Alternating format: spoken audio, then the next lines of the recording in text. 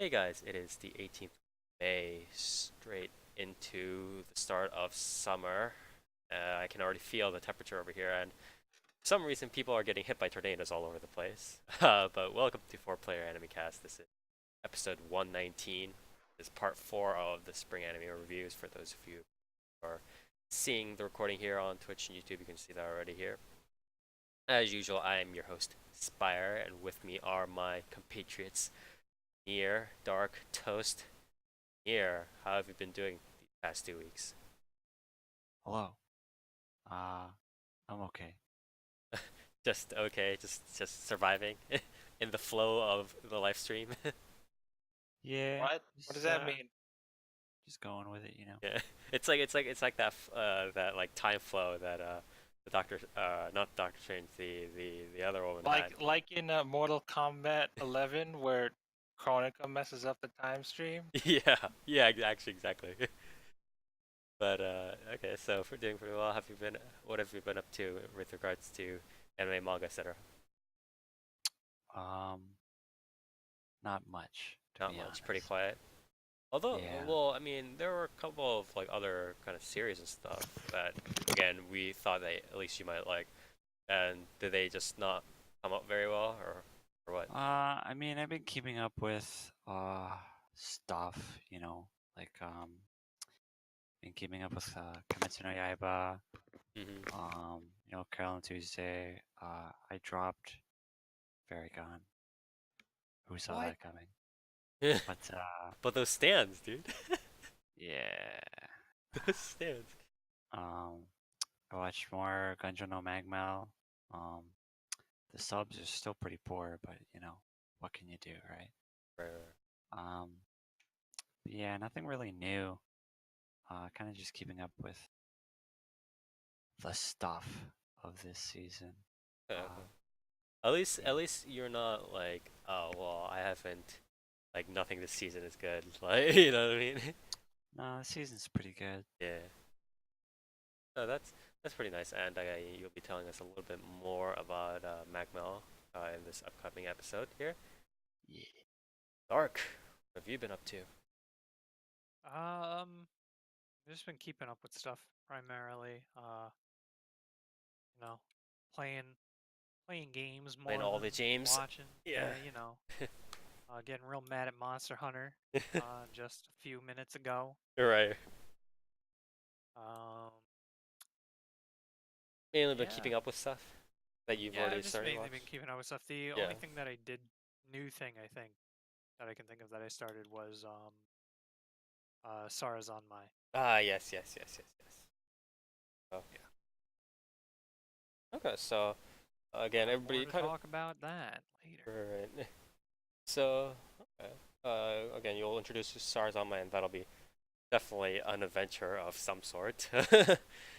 And So you think that, but as a little prelude, it's not going to be as much as you think. okay. So you'll cover that in a bit. To I guess pull the pull open the veil here.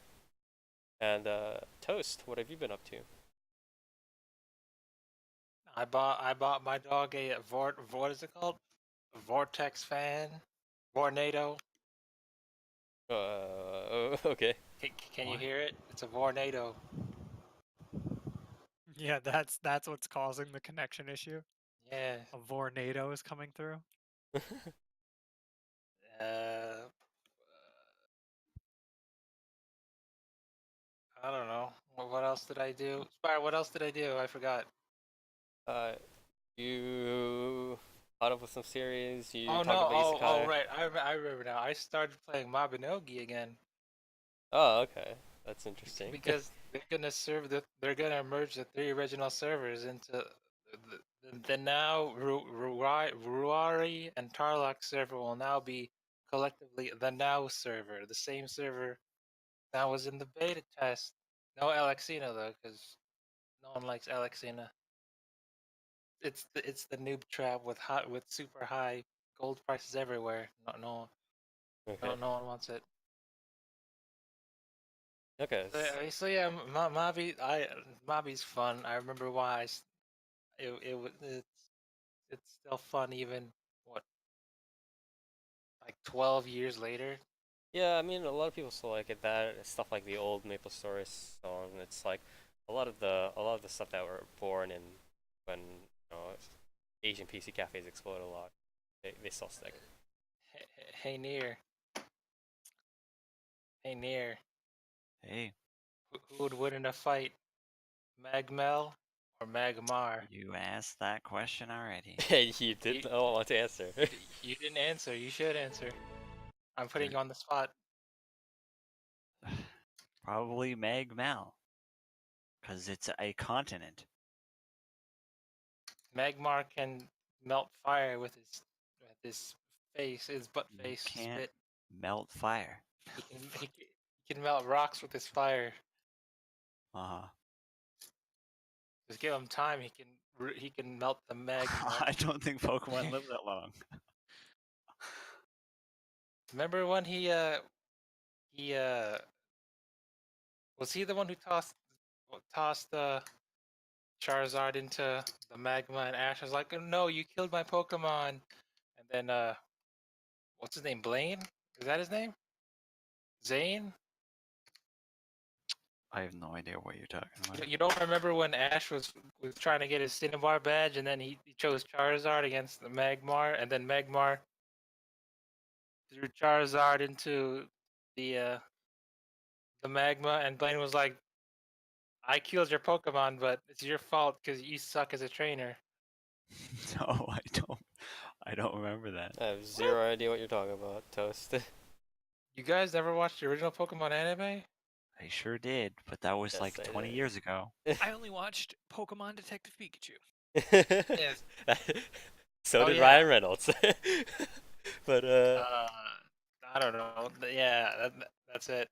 okay, so you'll be telling us a little bit more about Oh, not did Pokemon. did I tell you about did I tell you about the Mabudofu I had? That was not, which Mapo was tofu? underwhelming. Oh, didn't. Really? But I'm pretty I sure had. you told us about that last episode. Okay, then this time I had the tempura bowl, and it was underwhelming. I should have okay. ordered the honey chicken. Okay. Okay. All right. So Toast will be talking to us about here about his what is it about an isekai, right? Here, a certain isekai that you want to talk about. The wise man's son, is that what it's called? Grandson? Yeah, it's the wise man's grandson. Yeah, Kenja no Mago, right? I I don't have know the what. wise title on Mabinogi. All you need is I think it's the 200 wise yen. son's nephew or something like that, or I don't know. No, No, he's it's the grandson. grandson. Grandson, excuse me. Bad. I mean, if you just need 200 in to be a wise man, I have 200. 1200 in. Shut up, Toast. Uh, so he'll be covering that with us. I guess right after here. But so that was mostly Toast's eventful 2 weeks. That and retelling us about his Mapo Tofu story. But anyways, uh, Oh, 2 weeks? Oh. yeah, 2 weeks, dude. We have this every 2 weeks. I don't know what else to say. What else did I do? Ultra Hard came out on PSO2. I didn't get any 15 stars unlike someone else. Okay. You know who you are. All right. So I guess that was Toast's relatively eventful day there, or eventful 2 weeks. As for me, Spire, what did you do? yeah. So I did a couple. Well, I was mainly doing a couple more like real life stuff here.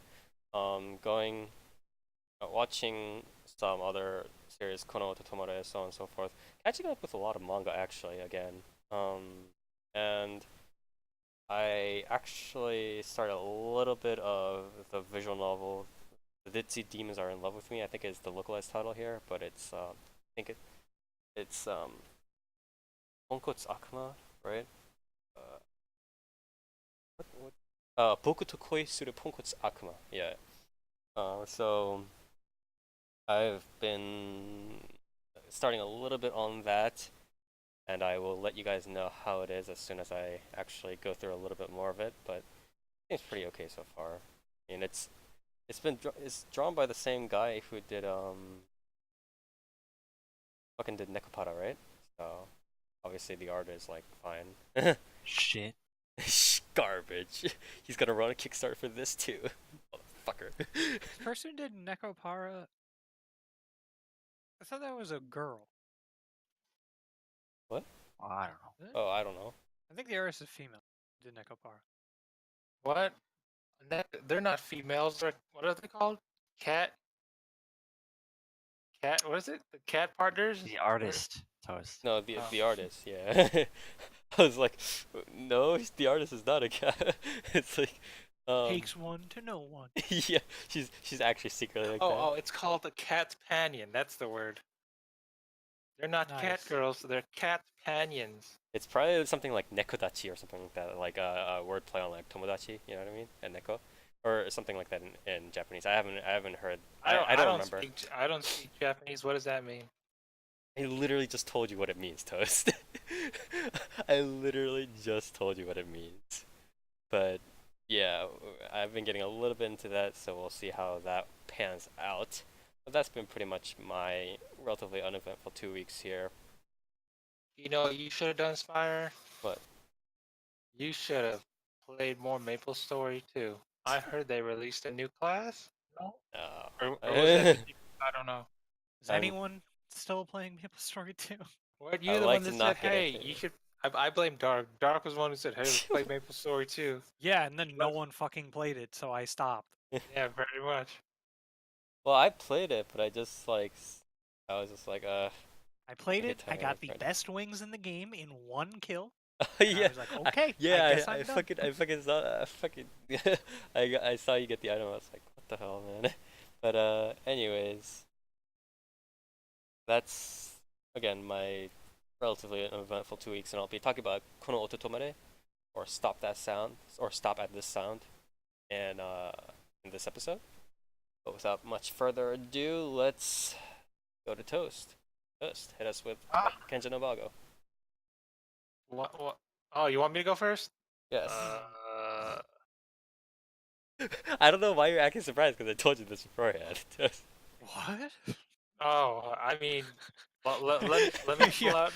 That's what that meant. Let me pull out my Spark notes. Toast, you're going first. I'm going first. What's the English title?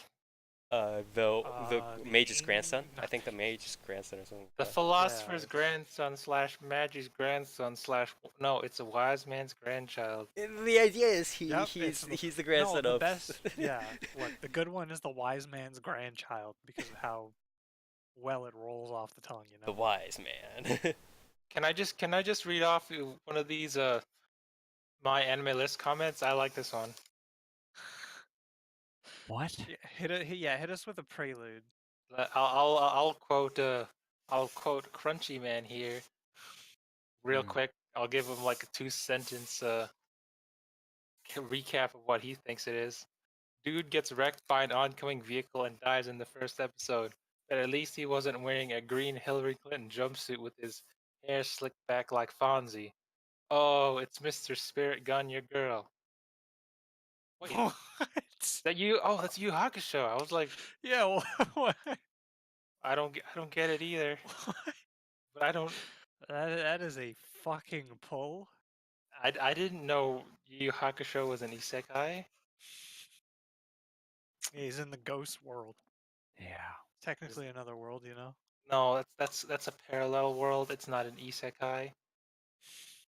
Hmm. Parallel world is like the other side of the world where the false holy grail resides, along with that's See? also another world, right? no. No, it's like It's- Stranger Things, dude. Yeah, it's you know how the in upside down. you know how in A Link Between Worlds there's High Rule and Low Rule. That's Low Rule isn't an isekai. It's just a mere reflection of your world.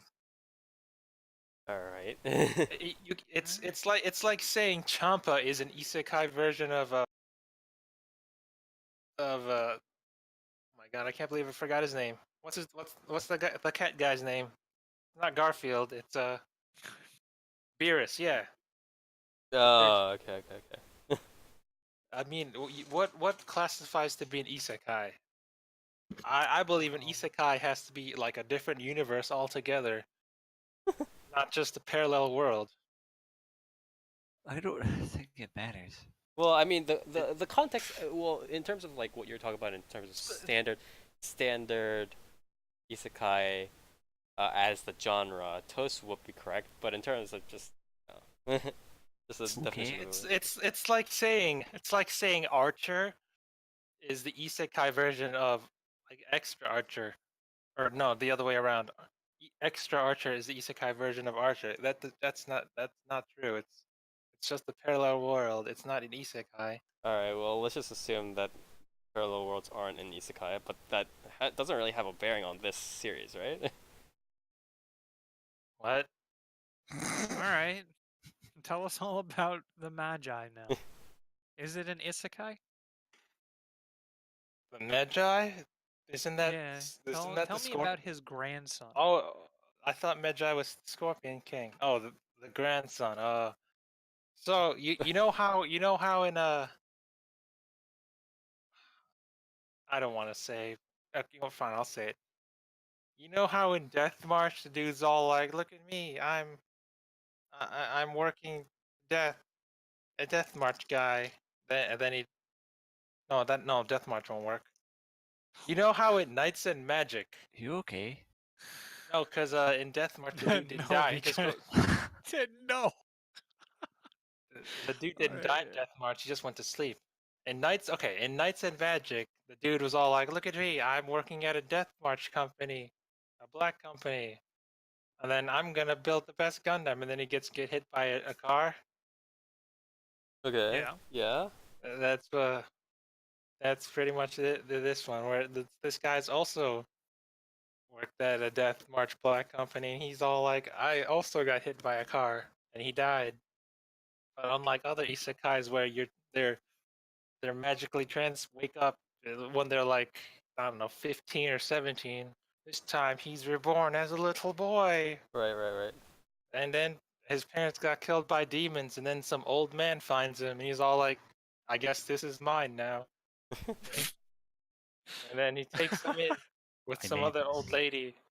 Yeah. It's essentially he has like a lot of power. He gets taken in. He gets trained by the wise man. So, and okay, let me tell you, this old dude, he's called a wise man sage because he knows all like the ultimate magic.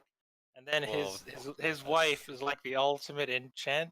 Is that sure something like that? yeah. Yeah, It's she knows blessing enchantments where she can make magic tools and give you sweet buffs on your equipment.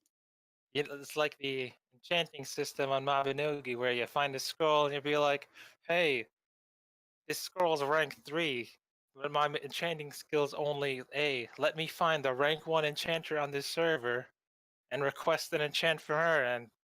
And then you gotta pay. Sometimes you gotta pay gold. Sometimes if they're not if sometimes if they're your friend, then you don't gotta. You know how that is. This is why you should raise your life skills, not just combat skills. okay. So But, yeah. but yeah, so then he's raised by the old man and the old lady.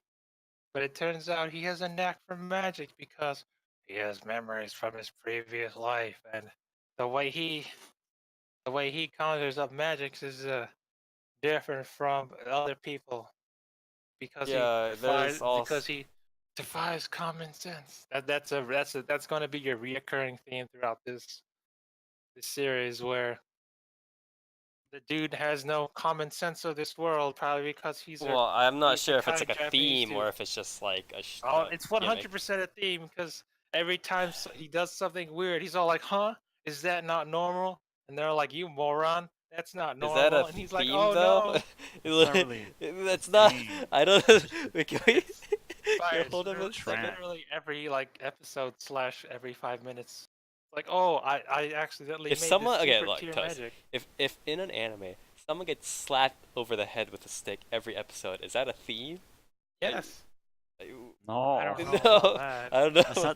that's not thematic I don't at all. agree with that one. It's not an overarching concept or anything. That is what I'm saying. But then, It's then just- what? But then what? How do you explain every time he does something? They're all like, that's Shin doing it again with his weird sense of no common sense, and he's all like, huh, really? I didn't know that. Oh well. That's And- just that's just What his- do you call that? Is that an endearing character quirk? It's I don't know about endearing, but it's just like a personality trait slash Toast. a comedic If it- gimmick. If a shonen series was like, wow, main character is so freaking epic every single episode, it's not really a theme. It's not thematic of anything. It's just One power Punch Man, ranking dude. the main character. Then what do you call Asta when he's what is it? When Asta says never giving up is my magic? Yeah, it's like It's Naruto's skipping. Believe It, you know, the theme Yeah. of Naruto. Isn't that a theme? Where Yeah. you No, I would Be- not say sure, that's a thing.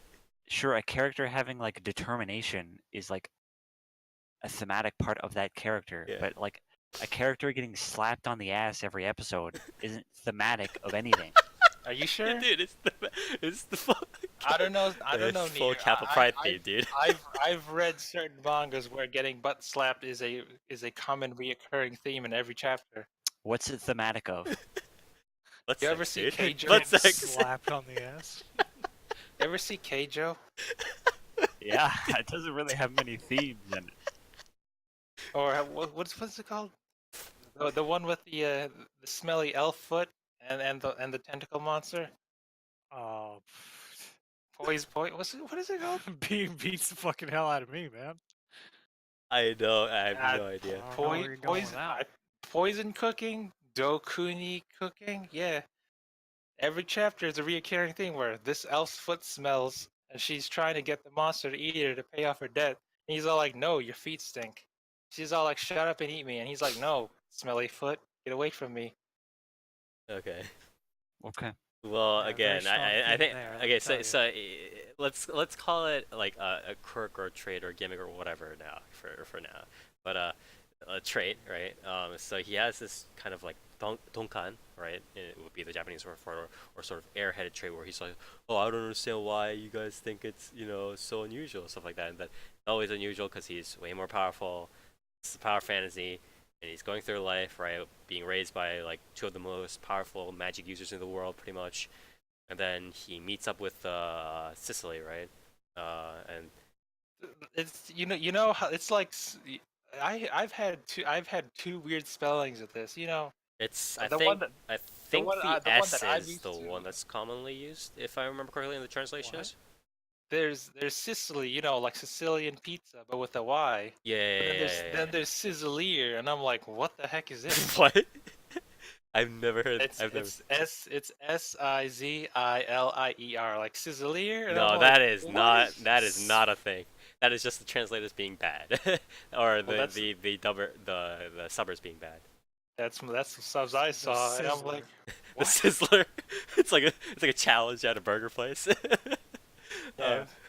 But I no the correct spelling or the correct localized Sicily like the pizza. romanization. Yeah, exactly. But so he meets up with Sicily and some of the other like sidekicks and stuff like that.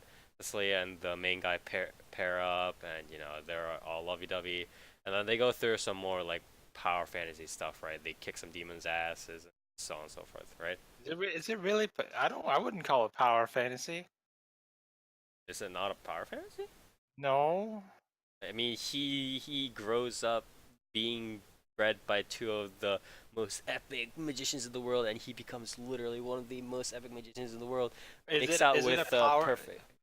Is Yeah? it a power fantasy if he's unaware of his power? Yeah. Yes. Yes. Because If it's he's not about not- him, it's about you. Yeah, I was gonna Hoping to say be in that he's not situation. the one who's like, How am I supposed to project myself toward this idiot character who doesn't know right from wrong? I Well, wonder. well, because he has everything else. Like, Like with Kirito, you could understand his motives because they're very commonplace. You with what's his name? Shin Walfred? Shin- Walfred? Alfred? I don't understand his motives at all. Well, I don't think a power fantasy is necessarily disqualified just I don't because know.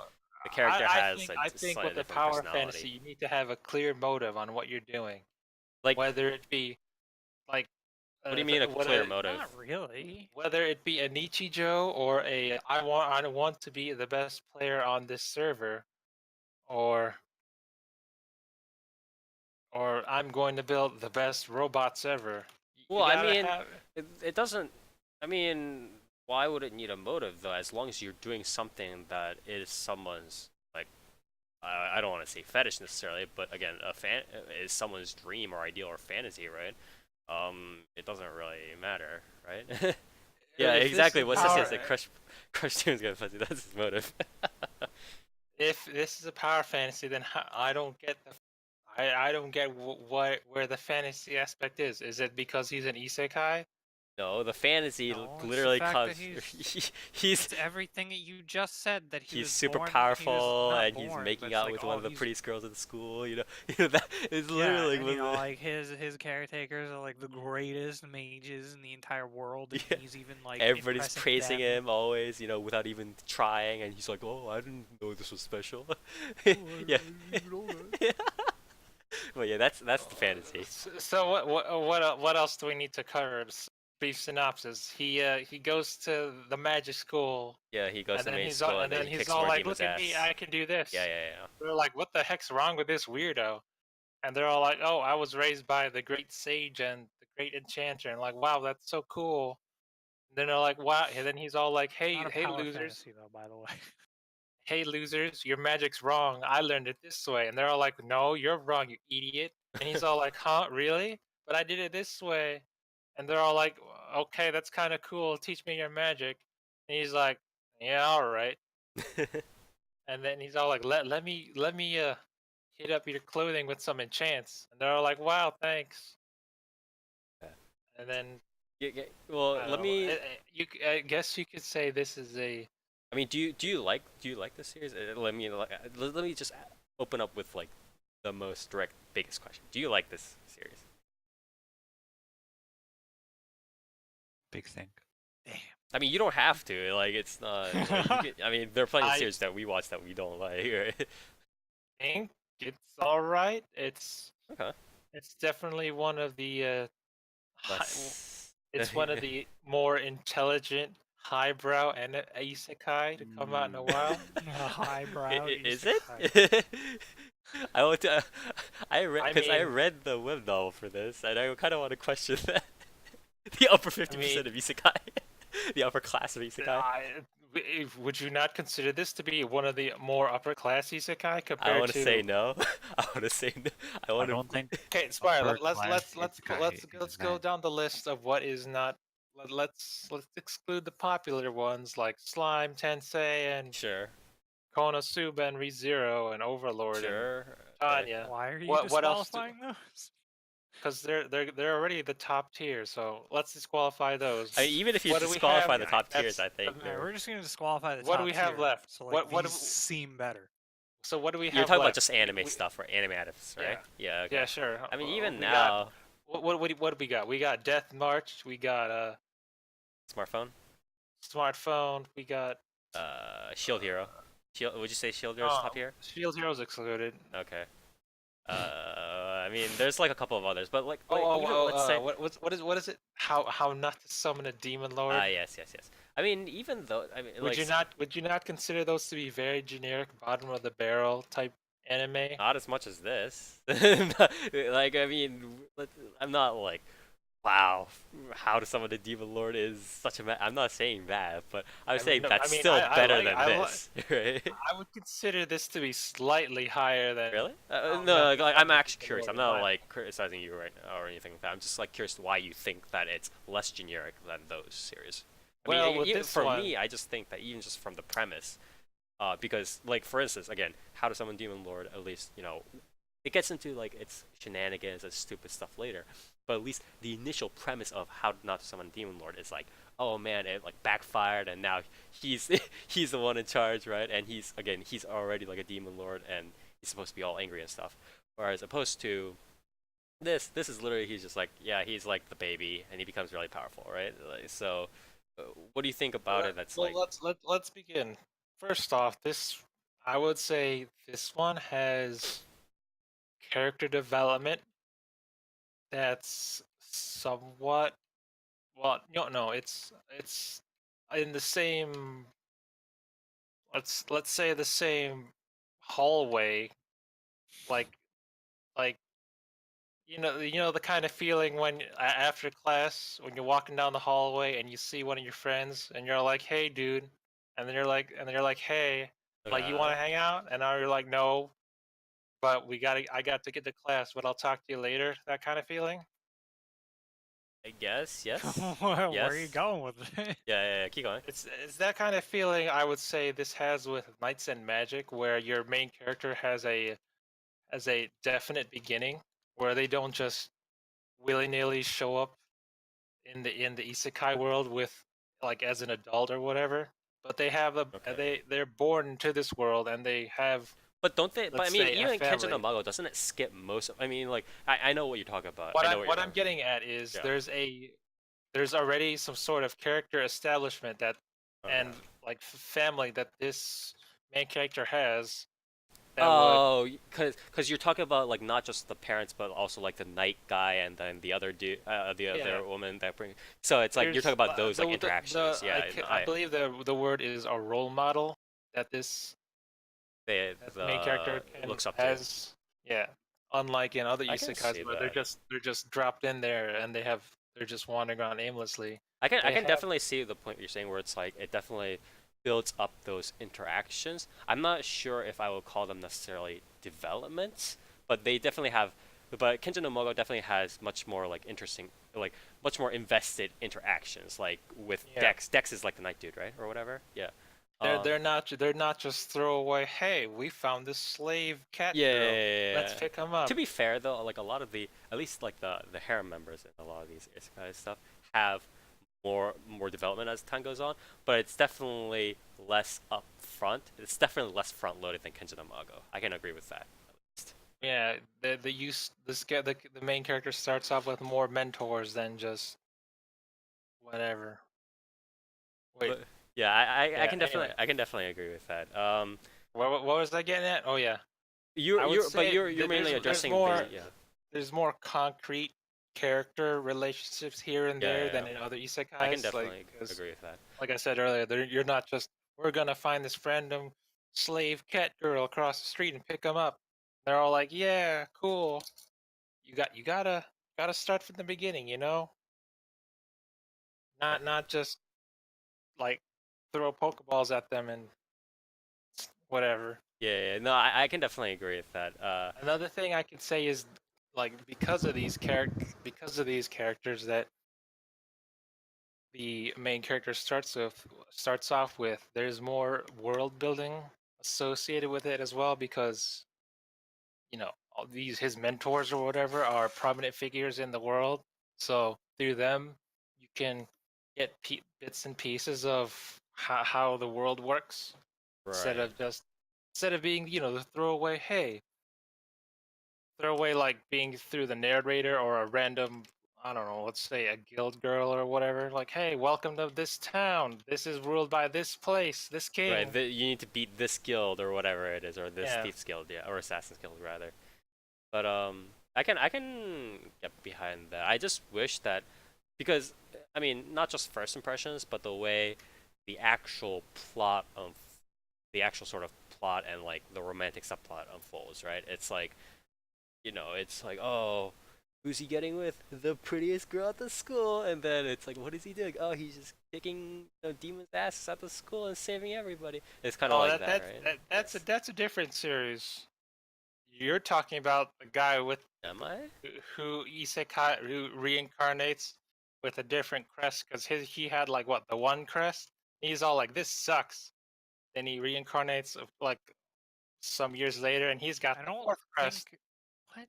No. There's definitely a demon fight at the academy, right?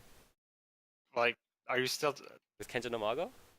I mean, yes. Plus the other Yeah. series that I'm talking about. But yeah, where would you get that? What else is there?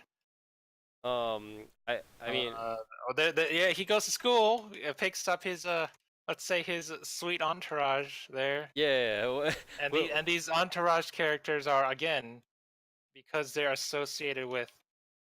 well, I think by the time he gets to the academy, like those sidekicks are pretty like par for the course, right? But Well, at least they're slightly better than like what I've been saying. Like we're gonna pick up this cat girl. I can see that they definitely have better initial development. Yeah, I just wish that. it's like. Do I want to say it? Well, I'll say it. It's like Mahoka. Yeah. I just Or what is it called? The bastard magic instructor. Is that what it's called? Yeah, Rokutenashi or what? the translation ain't great. Yeah, that one. Yeah, I kind of like that. Sure. You Okay. got the school setting. I'm not gonna say it's like Knights and Magic because Knights and Magic is way better than this. Everyone watch Knights and Magic. But I mean I think if that sort of early front loaded character interaction sort of investment was combined with sort of a wonkier premise and the ability to kind of lengthen that wonky premise, not necessarily just how not to summon demon lord necessarily, but maybe something like Riso Himo no Seikatsu or a freeloader's life or whatever it is What the localized heck to. is that? Riso no Himo Seikatsu, an ideal freeloader's life. That's what it's been localized to, What right? the heck is that? It's another isekai series, but it has like a very like heavy statecraft kind of thing going on, and but that's for another discussion. No, I don't know what that is. Give me a link right now. I'll stop this podcast right now. Give me that What link. do you mean you'll stop this podcast? Wait a minute, I'm the one. You're not even streaming. Give me the manga decks. No, calm down. Let me fucking link you this. But while I'm doing this, but I just think that if it was combined with like a better sort of premise and sort of arcs, like better general arcs, then demons appeared at the academy. Oh, that one with the dark girl. And he Yeah, marries yeah. her, and they get. That was a good one. Yeah, There's the what I'm saying is, ending of if that sort of like these like arcs and plots were combined with again what you said about the initial sort of front loading of the development and the interactions, I think that would have been really good. But I just saw a lot of what I saw from my perspective was like the plot and arcs kind of being like, oh, he marries a pretty girl at school, he beats the demons at the school, and stuff like that. So I was a little bit less impressed, unfortunately. I mean, I can think definitely see where you're going. You're oversimplifying it. I mean, I don't know how much I'm oversimplifying that. You want me to go over why they consider her the prettiest girl at school? No, that's not why. That's not why. Claire, you've seen Konosuba, right? Yes, I've seen It's Konosuba. like Aqua, except way better in every form because she's not an idiot and she cares about her people and she doesn't perform water tricks. She's what is it called, the Saintess or whatever? Yes. I don't know. Yes. Well, I don't know where I'm getting at here. Yeah, but Yeah, me neither. yeah. So again, I mean, it doesn't really matter the exact reasons why she's considered the prettiest girl in the school, but the idea is, the MC gets to marry the prettiest girl. I mean, essentially. So all I'm saying is this has. I like the roots to sit down in this. It yeah, makes the no, character I can definitely reaction agree with that. makes the character interactions and the world building a bit more palatable, easier to digest, and it builds up his, I guess his classmates a bit more because they aren't just throwaway characters like some other isekais where they're just token cat girl because everyone likes cute slaves, right? Everybody, like, that's a quote. title right there. I'll tell you what. Everyone likes cute. That's slaves. definitely a title for this shit. I mean, I get what you mean. name me I- one No, isekai yeah, where they no, don't we have all a understand slave. where you're going. With. From what you're saying, it does sound like it has that similar like grab of Knights and Magic, where it's like he's not Well, I mean, I don't want to compare it to Knights and Magic, but Well, but no, but I mean just for like the fact that he's not entering the world in like, just waking up as himself with amnesia. He's essentially now someone in that world, you know? yeah. I mean, I'd compare it to Maki no Daydreamer, but we don't have that anime yet. Or we don't have the other good isekais where they're reborn as the villainess.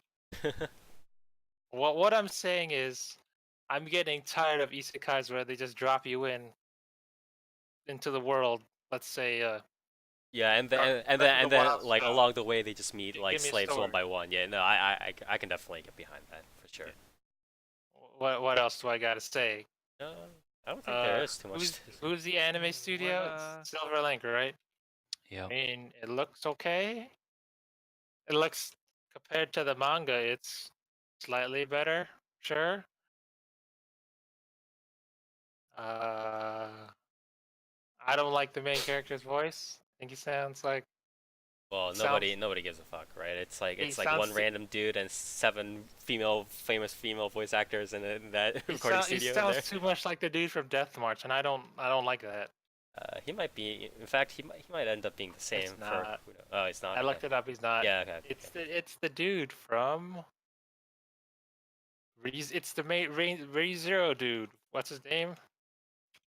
Fukushima Jun. Subaru? Fukushima Jun is the Oh, it's not. Fukushima Jun. Who, Oh, from Subaru? ReZero, not Konosuba. Excuse me. Yeah, he's the ReZero dude and the Shimoneta dude. Matsuoka? No, it's It's Kobayashi you- Yusuke. It's Kobayashi Yusuke. Yeah. Yeah, he's a I hero don't guy. like his voice. He sounds too much like the Death March guy. Yeah, I yeah. don't like that. I can get behind. Yeah, but oh well. There's no real in my opinion, there's no real standout. I guess. Yeah, yeah. It is Voice unfortunate, actors. but again, with these like isekai male voice actors, you can't expect too much from the production staff being because the production staff are just gonna be like, yeah, who cares? Here's the female voice actors people, right? That's sort of how how it always pans out. So unfortunate, but it is what it is. Well, what else do I got? I don't think there is too much else. It's, it's pretty cool. Alright. But You wanna it's no Knights and Magic. It's no. What? I mean, Knights of Magic definitely had a very unique vibe to it for sure because it's not like There won't be any Knights and Magic as something as good as Knights and Magic until we get Sword Dad well, I don't know about Sword or Dad. or Vending Machine Vending Dad, vending machine I can get behind. or Onsen Man or I still think Risu no Himo Seikatsu is really good, honestly. what the heck is that? I don't speak Japanese. I literally posted you the link. Oh my god. Say it in English. The ideal freeloader's We- life or whatever. You just gotta say the red-headed, dark-skinned That's girl not that he even married. the that's not what you asked. No one will understand that. You gotta speak it.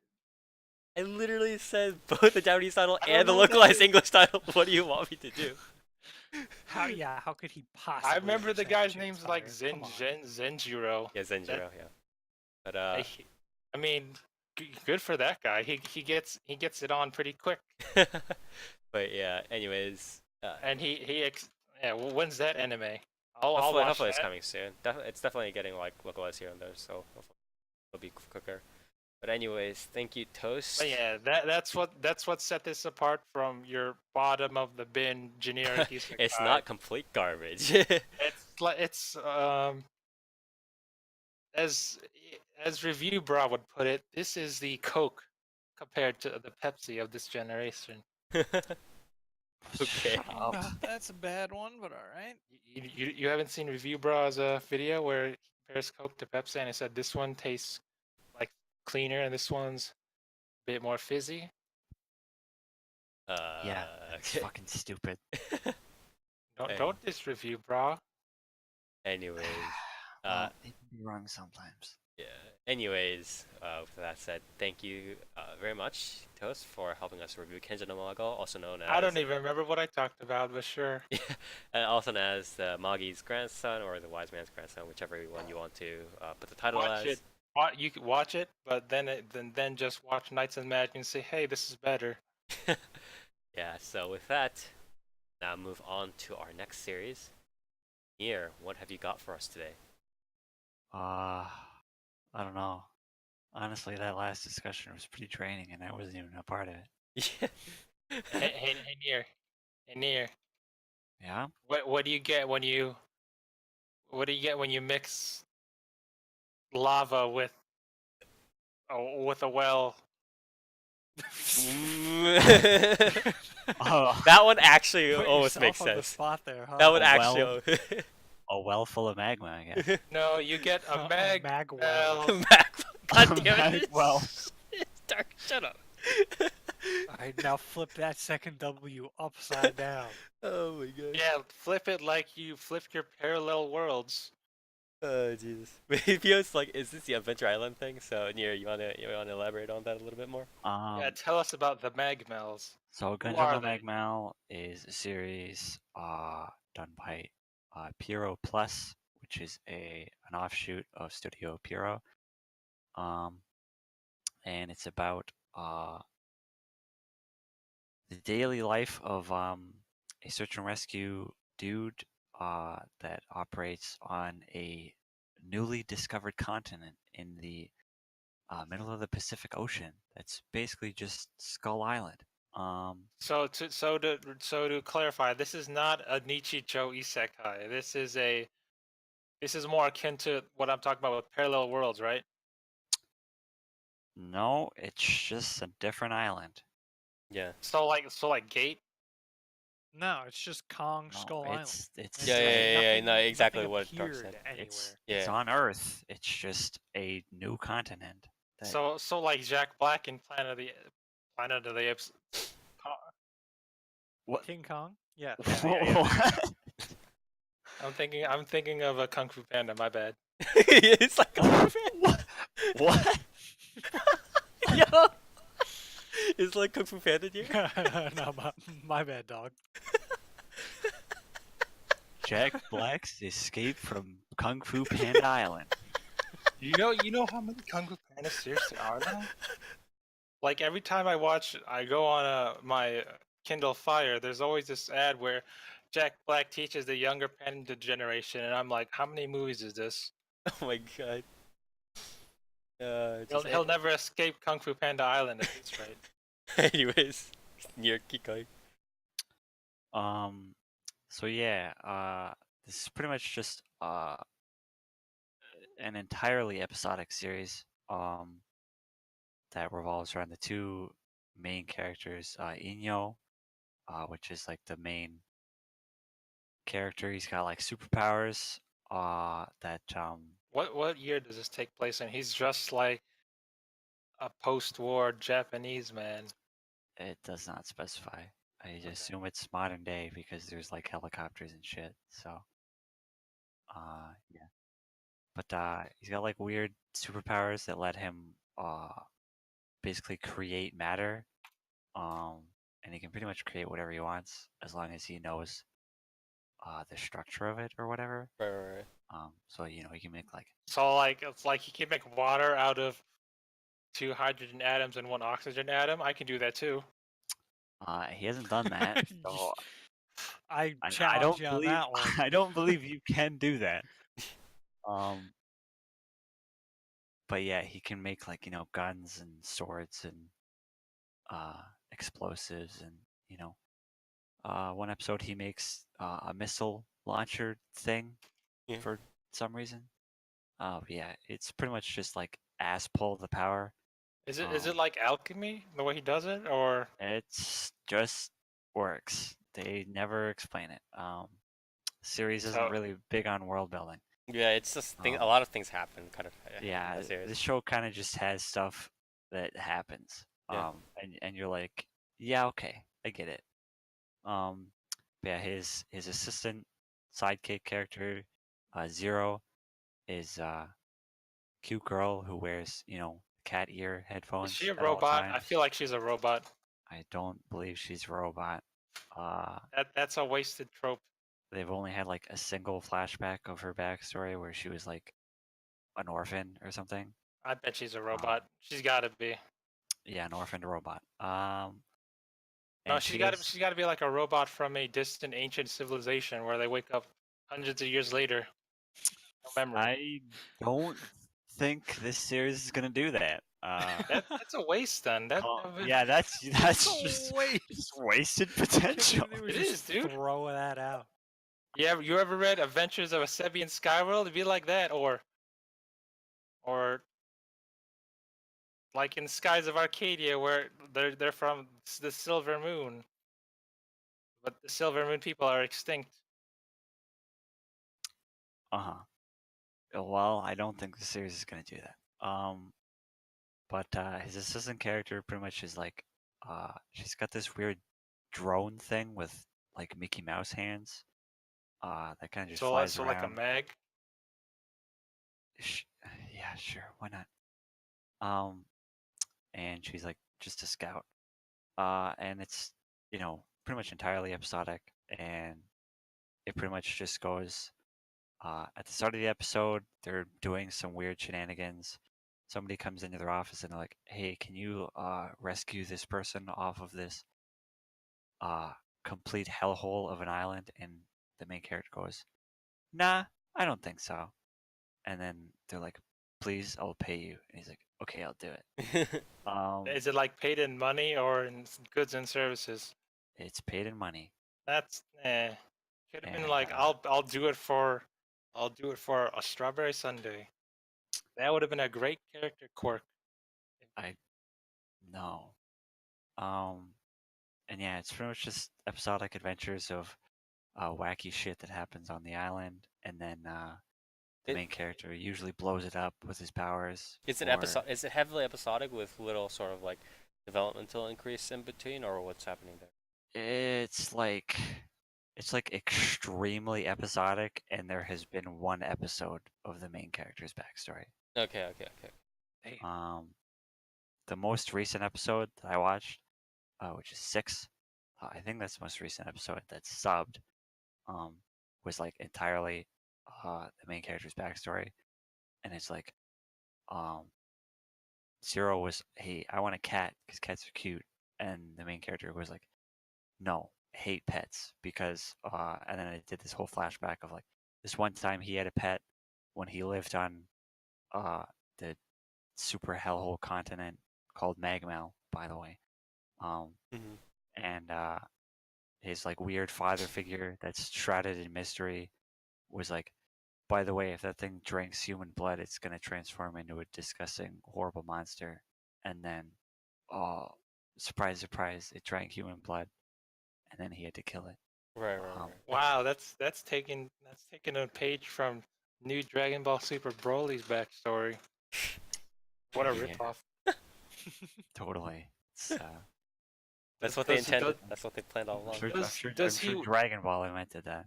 Does he wear a piece of that animal as a piece of clothing in homage of it? Yes, those little Oh, charms. there you go. Those little charms on his hat are from when he had the pet. See, you see Broly's new sweet like fur cape thing. That's the ear from his pet that his dad shot the ear off because he was like, "No, son, you don't make friends. You're a Saiyan." Then the pet got angry. But he keeps his ear as a memento as his first friend.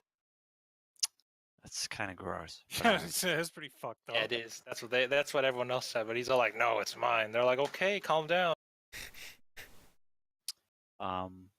But yeah, I'm not really too sure how much I can really talk about this series because I really wasn't expecting this to be like so episodic.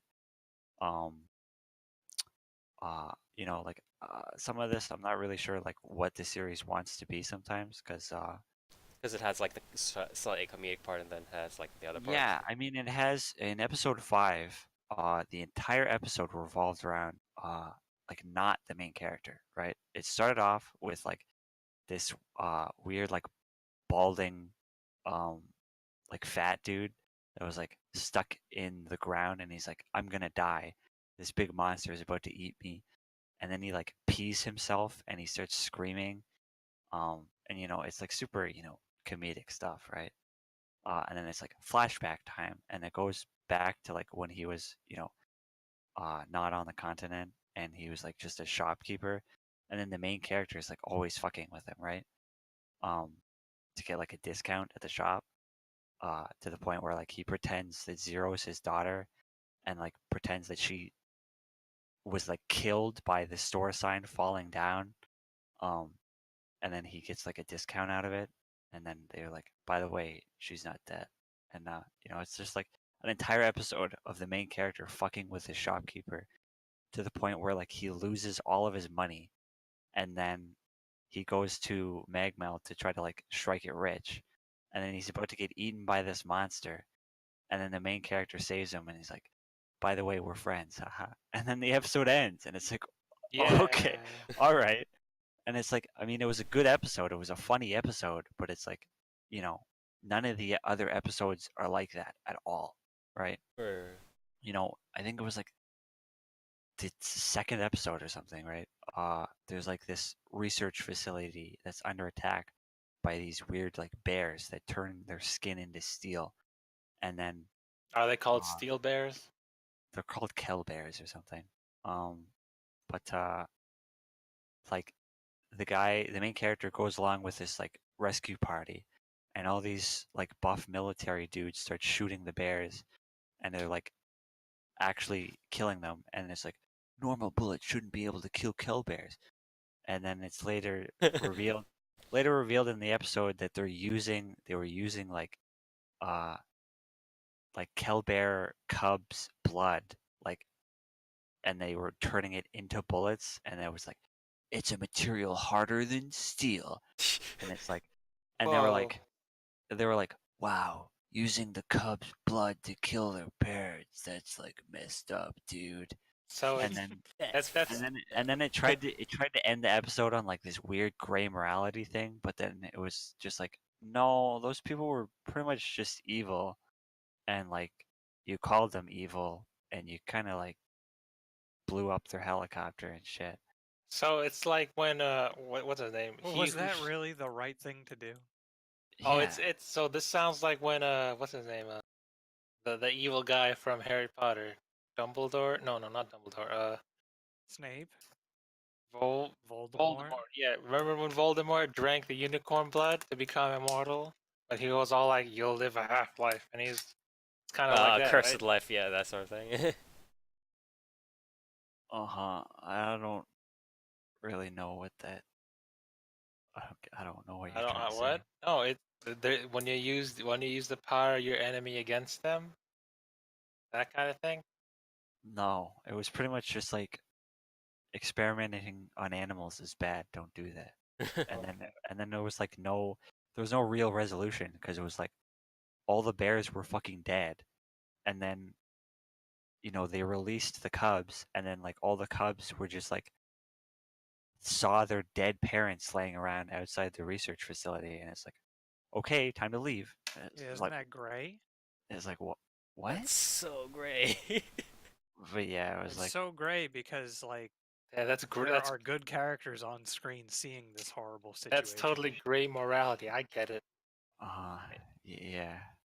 But Here we've been over this. When you have black morality and white morality on screen at the same time, It's great, what's that dude. make?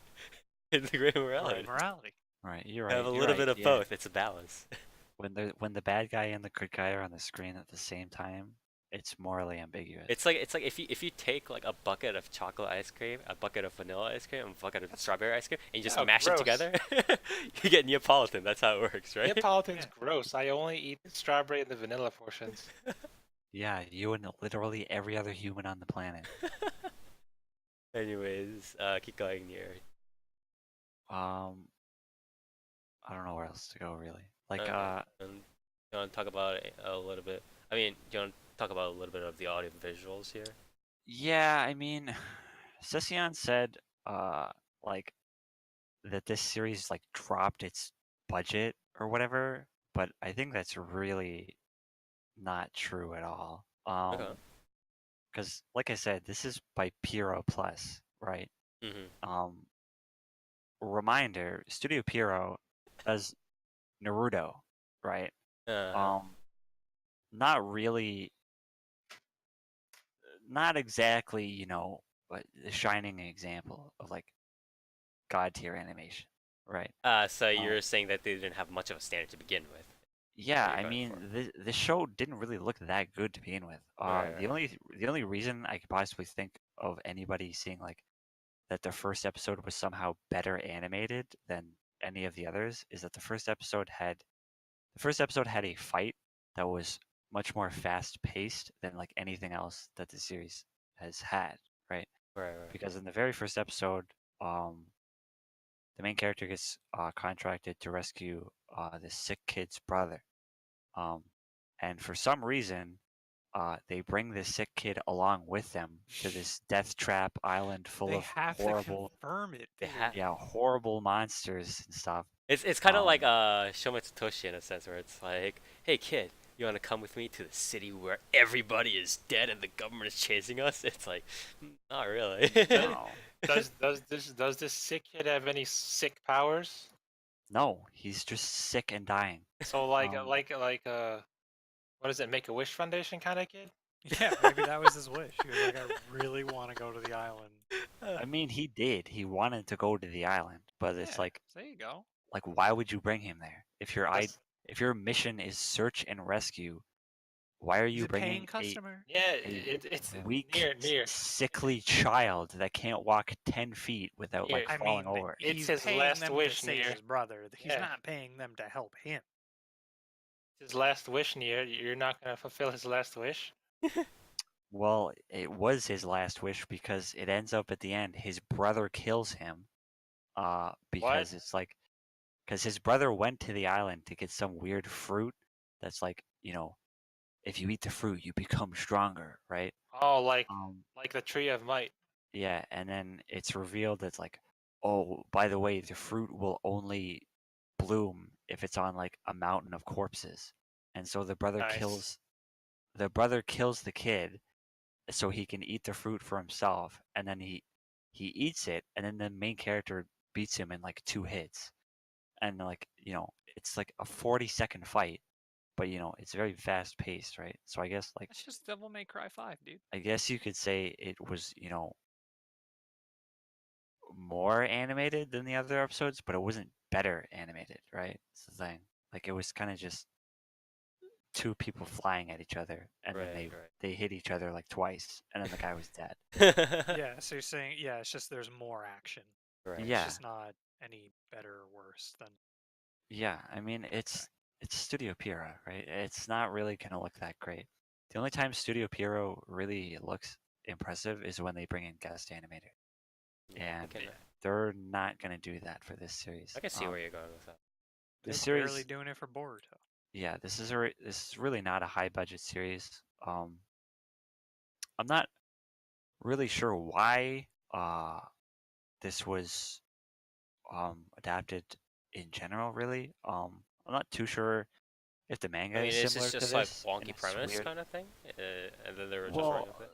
I mean, I'm not sure if the manga is like slightly inconsistent in tone, like the anime is. I would imagine it's a little bit more consistent. I would assume it's more comedic, just because like the anime is fairly comedic, but like its timings are really weird. Um, but I don't know. This just feels like a really weird adaptation and sort of a weird series to adapt, right? Like, Was it award winning? uh, I don't think so. I mean, I've never really uh heard of Magmel before, you know, this got uh adapted, right? So I don't know. I think it was kind of maybe just like some weird thing that they decided to do because again, this is Piro Plus. It's not Studio Piro, so maybe they were just looking for things to for the side studio to do. But I don't know. It's a weird adaptation. It's a weird series in general, right? Like I think even if I was talking about the manga, I probably wouldn't be sure like how exactly to tackle this because it's just such a it's so episodic and it's so just not quite sure what it wants to be. That I'm not really sure what to say about it, right? And Yeah. the thing is, it's not bad, right? It's a fun series. I had fun watching it. Terrible subs aside. Are how bad? Wait, how? Tell me about these terrible subs. Are they Chinese, Mexican hard subs compared to Uh, English, or I mean, they feel like Google Translate sometimes, nice? just some really wonky grammar. The typesetting's not very good either. Um, but yeah. But yeah, the series isn't bad, right? It's fun. It's fun to watch. It's fun to, the comedy's fine. How are the fight scenes? I mean, Compare there's, them to something. I mean, there's not very many fight scenes, right? It's sort of a series where characters kind of just talk to each other, right? Things, like I said before, things happen on screen, and you're kind of just like, yeah, that's happening. And it's mostly just because the character's main power is kind of just presented to you. It's not explained or anything. Um, but yeah, the fight scenes are typically kind of just the monster will attack the main character, Mm-hmm. and he'll be like, "Oh no, I'm so scared," and then he'll just beat the shit out of it with giant hands, or he'll, you know, smash it with a giant cylinder, or he'll shoot the fuck out of it with a million guns. You know what this kind of reminds me of? Kind of reminds me of Blood Lad. Maybe aesthetically. Okay. Yeah. Sure. Yeah. Yeah. I get that. I mean, the aesthetics of this show are pretty mid early 2000s, So Oh, you mean the golden age of anime when anime became popular again? I don't know about that, but sure. When anime became popular again, the early 2000s. Yeah. I don't Yeah. know about that. But yeah, I don't know. The fights are kind of just usually it's just the main character, beating the shit out of whatever because his power is pretty much unbeatable. I mean, not really unbeatable, but he's never really been presented with a challenge. But I don't think I don't think this is really a series for the main character is in a tight bind and he has to wit his way out of anything, right? He kind of just creates a massive explosion or something and blows shit up. Right. Right. But yeah, I mean, there's a few episodes where there's not really any fights at all, right? There's the one episode where the billionaire hires the guy to go back to the continent because they were doing some weird experimental immigration thing to the continent that ended in failure, and his two best friends got poisoned, and then they go and he finds his friends that he thought were dead, and they turned into monsters, and they were the main character was like, I could put them out of their misery if you want, but even though his friends were big, giant, gross, disgusting monsters, they recognized him, and the billionaire dude was like, "Nah, they're fine," It's okay. and they just left, and it was like, what the fuck? Like any other series would be like, you should probably put them out of their misery, right? But Maybe they're just chilling, dude. yeah, How do you know they're miserable? they were just like, nah, they're still them, and they left, and they waved goodbye, and the monsters waved back, and I was like, Yeah, see? I was like, what is this series? It's just straight so chilling, dude. it's so bizarre, right? What other series is gonna be like, yo, your friends turned into giant, disgusting monsters. By the way, they're fine. Land It's of the Dead. okay. And it presents it in such a nonchalant manner, and it's just like, By the way, the yeah, second happened. there's nothing wrong with this. This Like- is it's like that dog in the fire. It's like this is fine, but the fire are monsters instead. Yeah, and it's like, Well, it's I don't know. what This show about is the time so when- bizarre. like Bill turned himself into a Pokemon in Pokemon. He was like, "This is all right." Have you seen fix have you Slade. seen Bird Box? I Where are you going with this one? Have you seen Bird Box near? I have, You finished the movie? unfortunately, yeah. Have you remember the part where the crazies are all like, we're normal after they see the things, but they're like, we're normal, like Yeah. we're okay. It's kind of like that, isn't it? They might have been affected by the sanity meter, but they're normal people still. You can't They just were shoot them in the not. head. People in Bird Box weren't normal, dude. They were not normal. Yeah, that's They not. look like human. They just wanted people to see. Add another tally, by the way. This is like the 7th time Bird Box has fucking come up on Oh the yeah, podcast. it's a popular theme, dude. It's a popular theme. Yeah. Popular show, popular anime, Theme Bird of the Box. podcast. It's Bird Box. Anyways, any last words? It's the Bird Box bi-weekly Bird Box podcast. Who brought it up last time? You? Was it What? not you? I don't remember what it was about.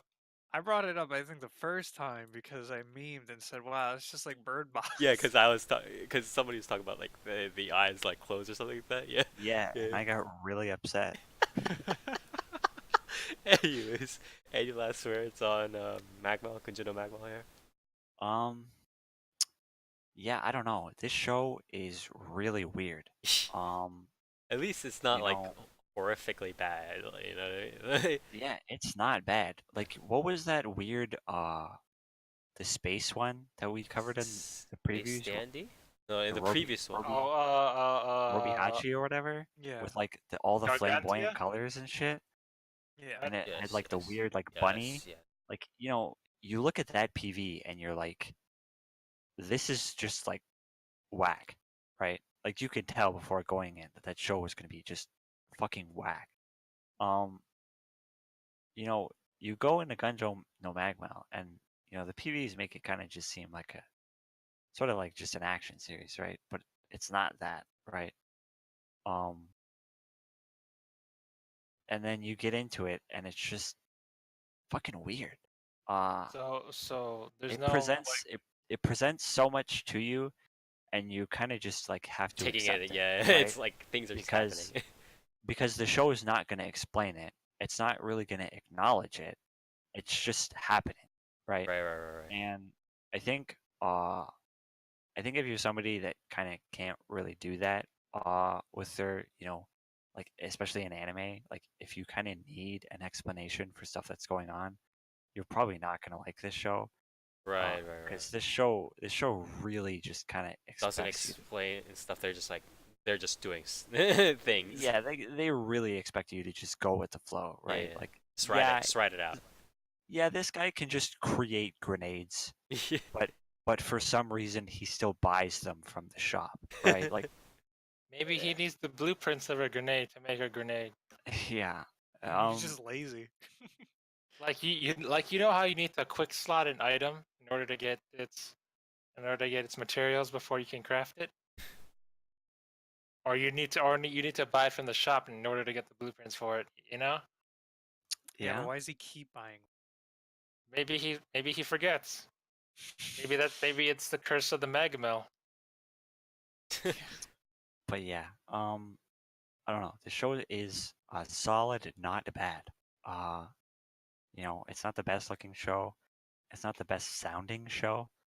The audio is pretty jacked in some scenes. The OP is pretty good. The ED's all right. But yeah, I guess like check it out if you want something weird. But yeah, it's okay. Okay.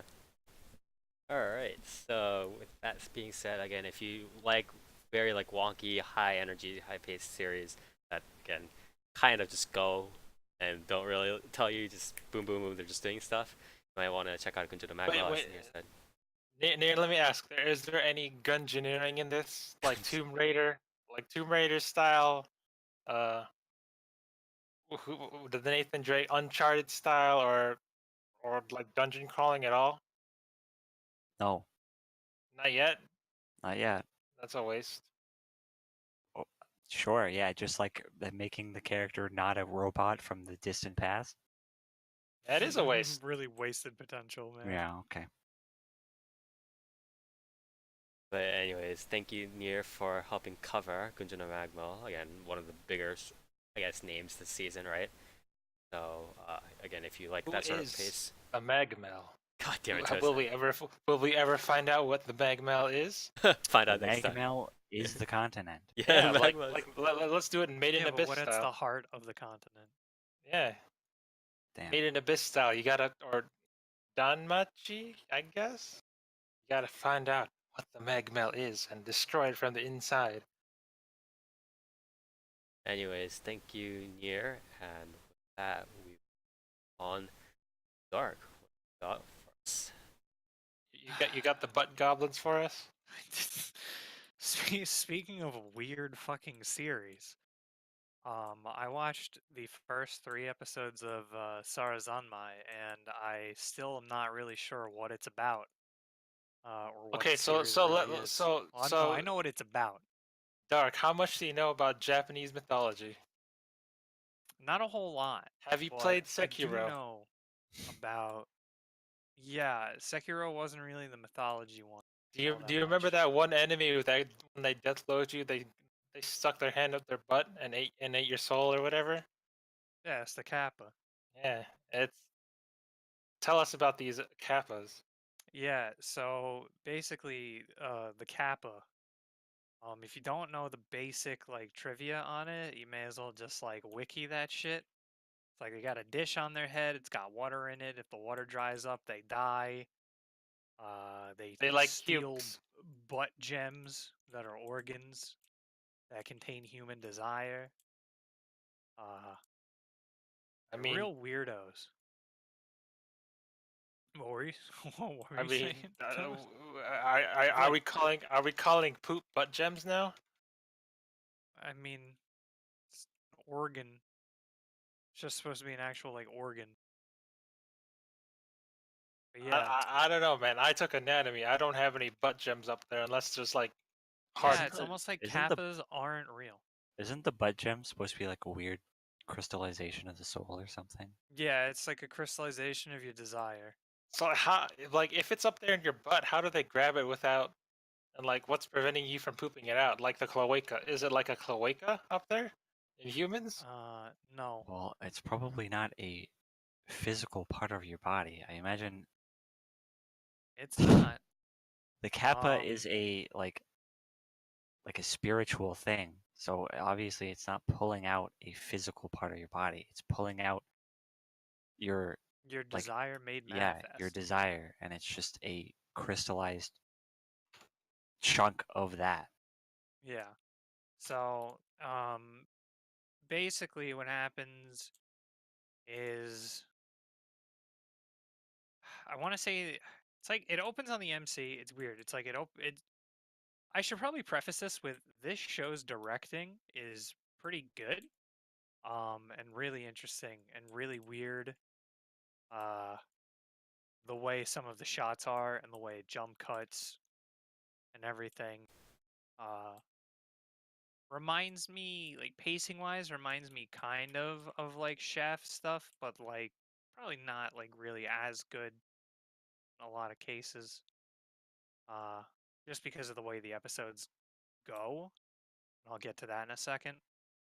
But uh, so the series like kind of opens up with the main character. What is his name? Begins with a K. Yeah, Kazuki running into uh this dude Toei, and he's breaking into a car, and Kazuki, this is a slight spoiler because you don't know at the time, is cross-dressing as an idol, Is it as a cute? famous idol in the city. Is it cute?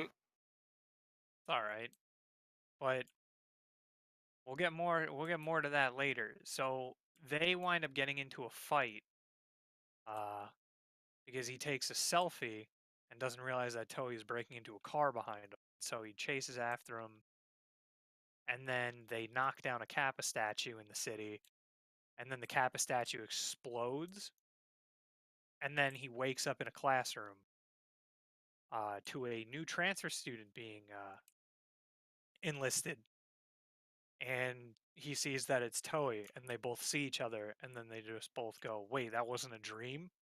And So it then was it was a curse, a cursed pretty Kappa much. statue.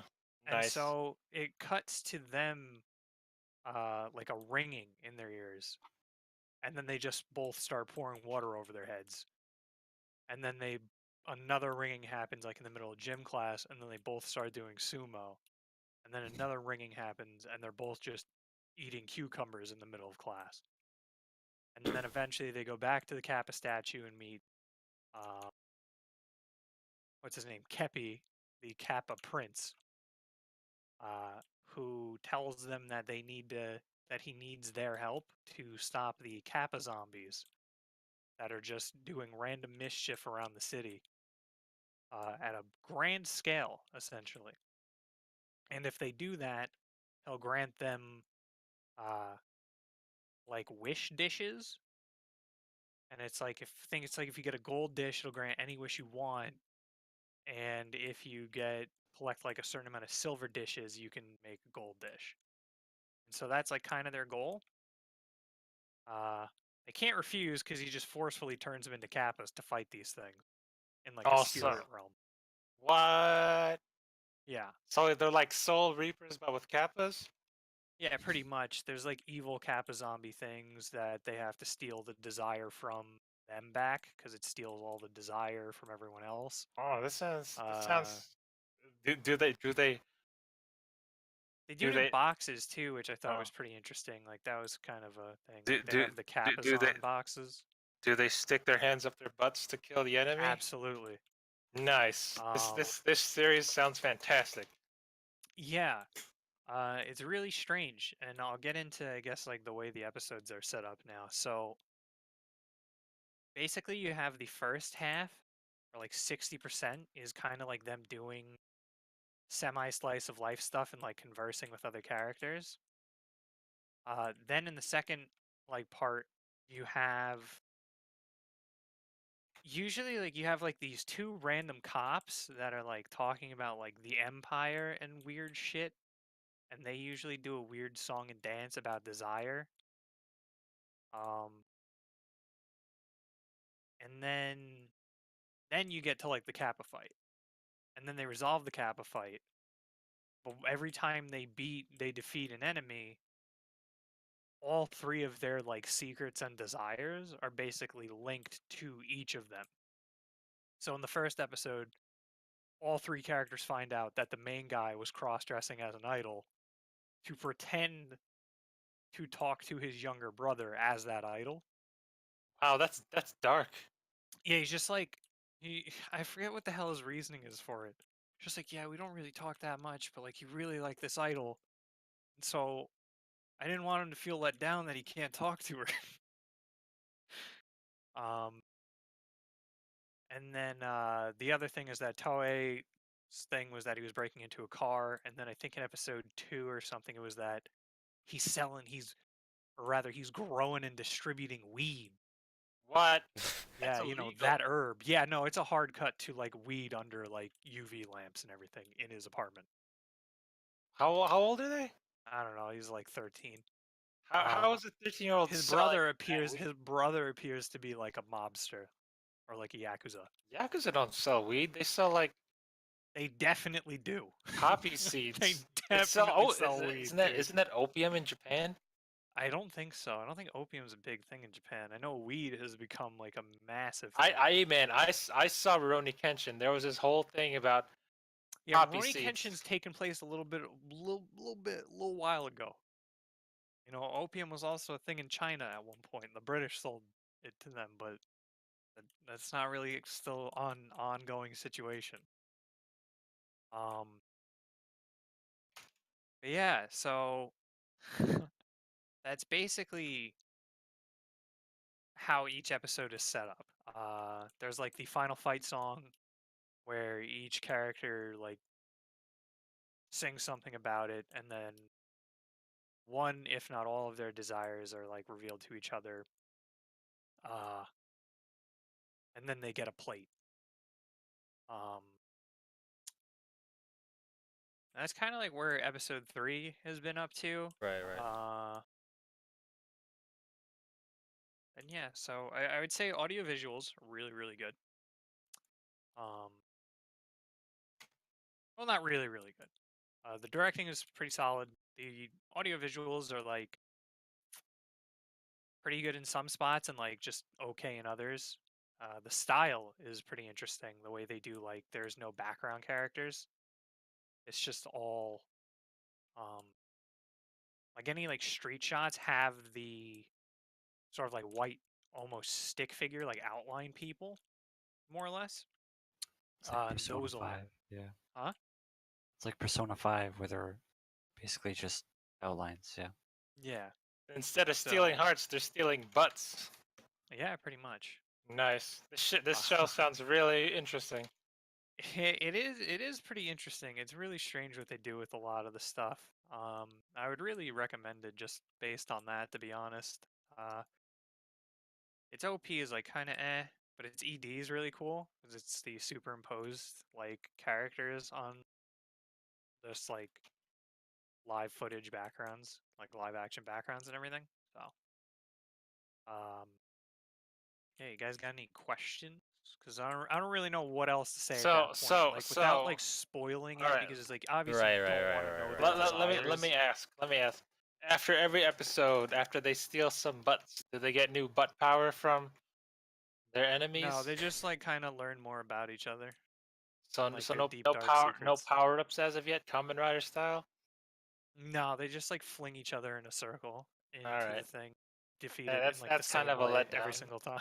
I want to see some super butt form, where they combine their desires and become like Super Kappa or something. Yeah, I don't know I don't about know that. about that. I just had a question. Like, is there something that you think that this series, or at least the scriptwriter slash the original composition people slash the director, I guess, are really trying to aim for like a bigger sort of overarching like theme, or are they kind of just sticking with it, kind of? Oh yeah, that's what I was gonna say. Yeah, the overarching theme appears to basically be like Kokoro Connect, Oh, but like okay. not as good. But not as good. It's not It's because it's not a basically the thing, Kokoro. It's 'cause an Oshiri. everyone keeps talking about Sure. like connecting and like, but I want to connect. Like I don't want to be disconnected from the world and everything Yeah. and people, and it's not as. I feel like it's not as well realized, at least in the first 3 episodes. I don't know if Yeah, connect those the butts. rest of it gets into it. The OP seems to be that like the character on the left here, since him and the main character were like the golden pair in soccer, he also is in love with him. So like there's that. The main character just wants to basically like I don't know if it's just shelter his younger brother or like just be as good as he can be. Like that was another quote unquote reveal is that he stole a cat and turned it into a neighborhood cat, essentially. Wait, what? He stole the cat and what? He stole a cat from someone and just like Let it free? yeah, and turned it Oh, into okay. a neighborhood cat that his brother takes care of. I thought you said like he 'Cause ate his the brother cat wanted instead a of pet it. cat, but his parents wouldn't let him. And so like that's his desire. And then the third guy, Toei, appears to just be following his brother. And then the 2 cops, I really don't know what their deal is right now. You're just like they're just kind of there. Maybe they're Yeah, they're just like arresting people. maybe they're Like butt weird, cops. like they're arresting like freaks, and like then they end up dead or something, and then I don't know. They were talking about like an empire, and then they, like I said, they sing and dance, and then there you go. and then So, they just kind of go off like- somewhere like- else. yeah, it's a bizarre trip for sure. I have no idea where it's going. Okay. Well, I guess it would be since you don't really have an idea, it would be kind of weird to ask you. You know, like where do you hope that this is going? I guess because it's like super weird. But I I mean, do you- I think it's just going to be more and more like them either becoming like closer friends or something, and maybe realizing their goals. I don't really know. yeah. again, you said before that it was a little bit more like Kokoro Connect, but just not as good. Or not, yeah, it's at least right now. It's like it's not as I don't know. There's so much going on that it's like the messaging is like the theme essentially like is getting lost in it. Right. There's so much other stuff, you mean? Yeah, it's like I want to connect with these people. It's like, yeah, but listen, you Like- can't show me that and then you're getting like shit out by a kappa and turned into a kappa. Like Right. it's Like there's there's like a lot to visual take in right disconnect. now. Yeah, there's a cognitive disconnect rather. It's like I really want to connect with these people. Also, now that we defeated the boss, like there's a shot of like all three of them lining up doing like fucking JoJo poses naked while their secrets are being revealed. Yeah. It's really, I would say, like, I would really recommend checking it out just for the visuals. Like, it's really bizarre, but pretty damn well done, I would say. What'd you say the studio is again? It's a good question. I think it's Mappa. It's Mappa. Oh, it's Mappa. Okay. All right. Yeah, so it's basically like the what you would expect from like a higher end Mappa. Okay. That's really interesting. But do you Also, one of the cops, Yeah. is Miyano Mamoru. So. Oh, that's good. That's good stuff. That's a good cameo right there. Do you have any last words for the series? I guess you covered a lot, but still. Definitely check it out. Very strange. If it picks up if it picks up from where it is now, that'd be pretty good. But overall, I think it's definitely a solid series just for how visually, like its visuals and just how strange it is. Right. With that said, we'll move on to the final series here that I'll be covering. Again, sorry for this. This might be a pretty lengthy episode here, but we do have a lot of sort of bigger name stuff that we do want to cover this season, especially since Year seems to be enjoying more than one of them, just one of them this season.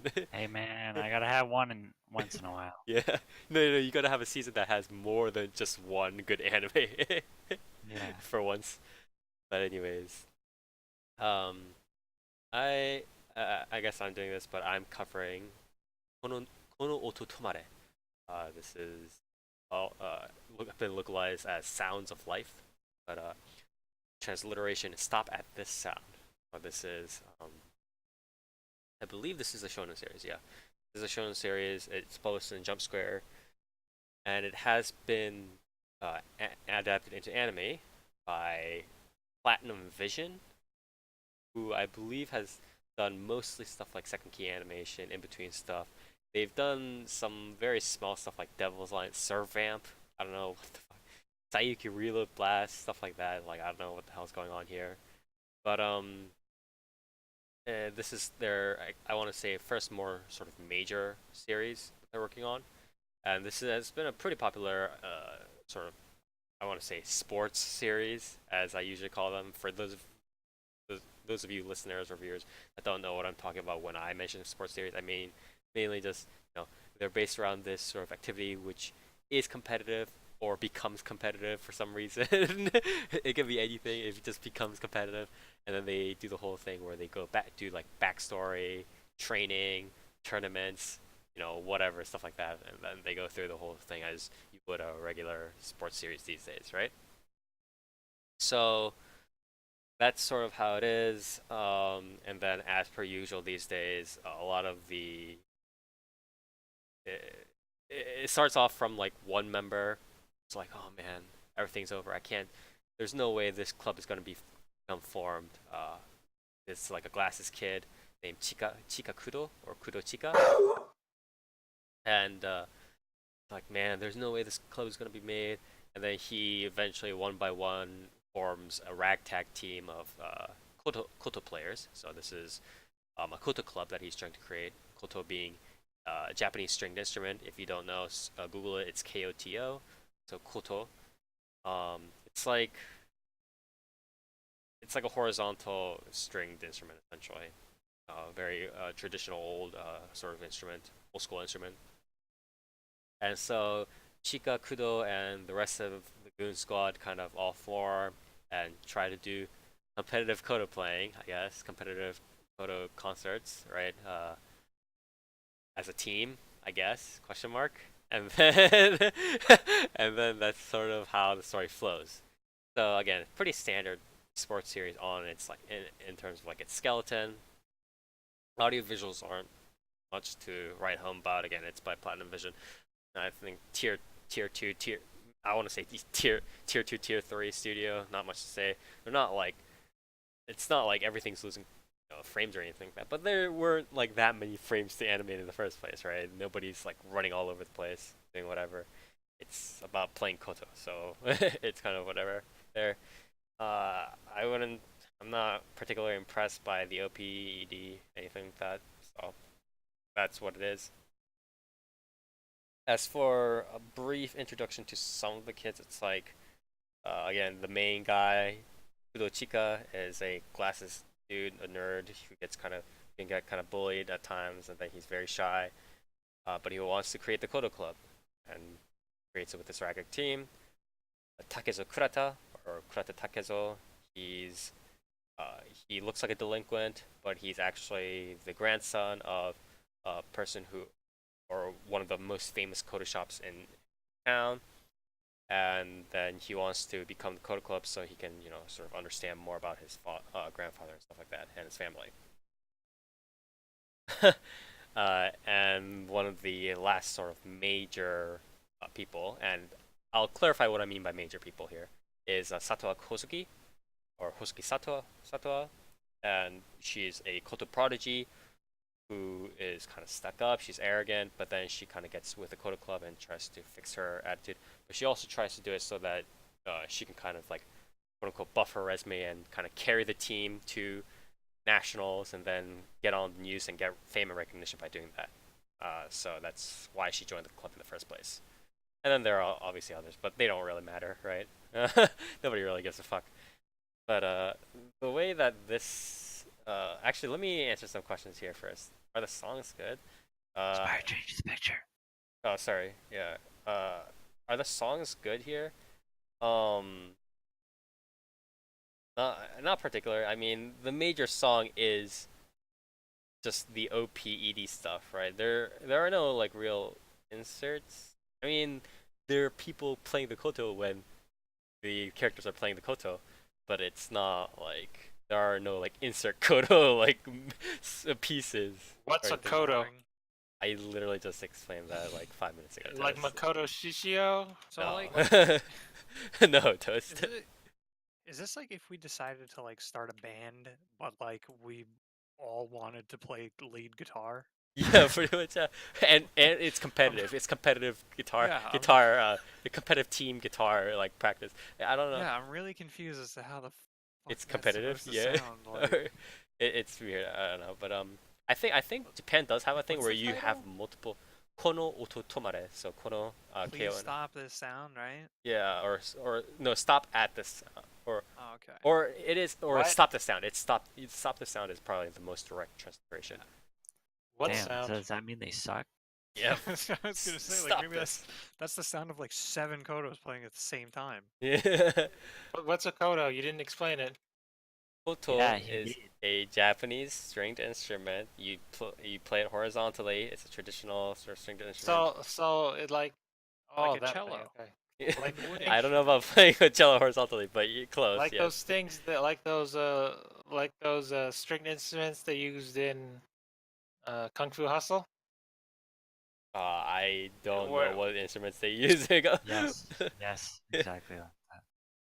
But so again, you can kind of with them. It's not really. I don't know what else to say about that. But anyways, it's a July and April. Now did this series help with your music PTSD? So there's not really much about. I mean, there's like decent like Koto like trivia, I guess, but it's like a lot of it's very much more. It's one of those things where it's much less focused on the actual like sport and stuff like that, and much more focused on specific like character developments. I don't want to say it's like Chiai Furu because Chiai Furu honestly had a good, in my opinion, had a good balance of both. in terms of like how much time they spent on development, character development, versus how much time they spent on the actual like sport. Which Is this the Hibiki Euphonium killer? is this the Nadame Katabale killer? Is the real question. Damn. No one knows We're that go- series. Oh Jesus. But so it definitely spends a lot more time on the character development, and that's kind of what I want to get into just a little bit. Is that the reason why I said sort of major person is that usually especially in like more recent sports series, I want to say the most emblematic one is something like Yuri on Ice or Free. It kind of centers around I want to say it centers around the main character, right? And then how a second sort of deuteragonist bounces off that main character, right? You guys kind of see where I'm going with this, where it's like No, it's not it bounces like sound waves on the close, instrument. close, Yeah. toast. But is this Fuka? Shut up.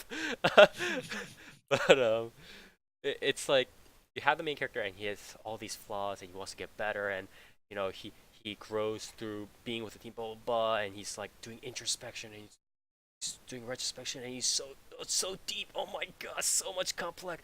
And then you have this protagonist who's sort of this contrast, right? He's maybe the smart and talented guy, but he's also conceited, or maybe he came from far away places and now he's just getting used to it and everybody's kind of rejecting him and he's got to learn, or whatever this contrast is. And then they both get together and you kind of see through their contrast they both kind of grow. And of course you have like the sidekick people, but like they have like 1 or 2 episodes of like story at most and they don't really matter, right? Like at the end of the day they like people could give less of a shit, right?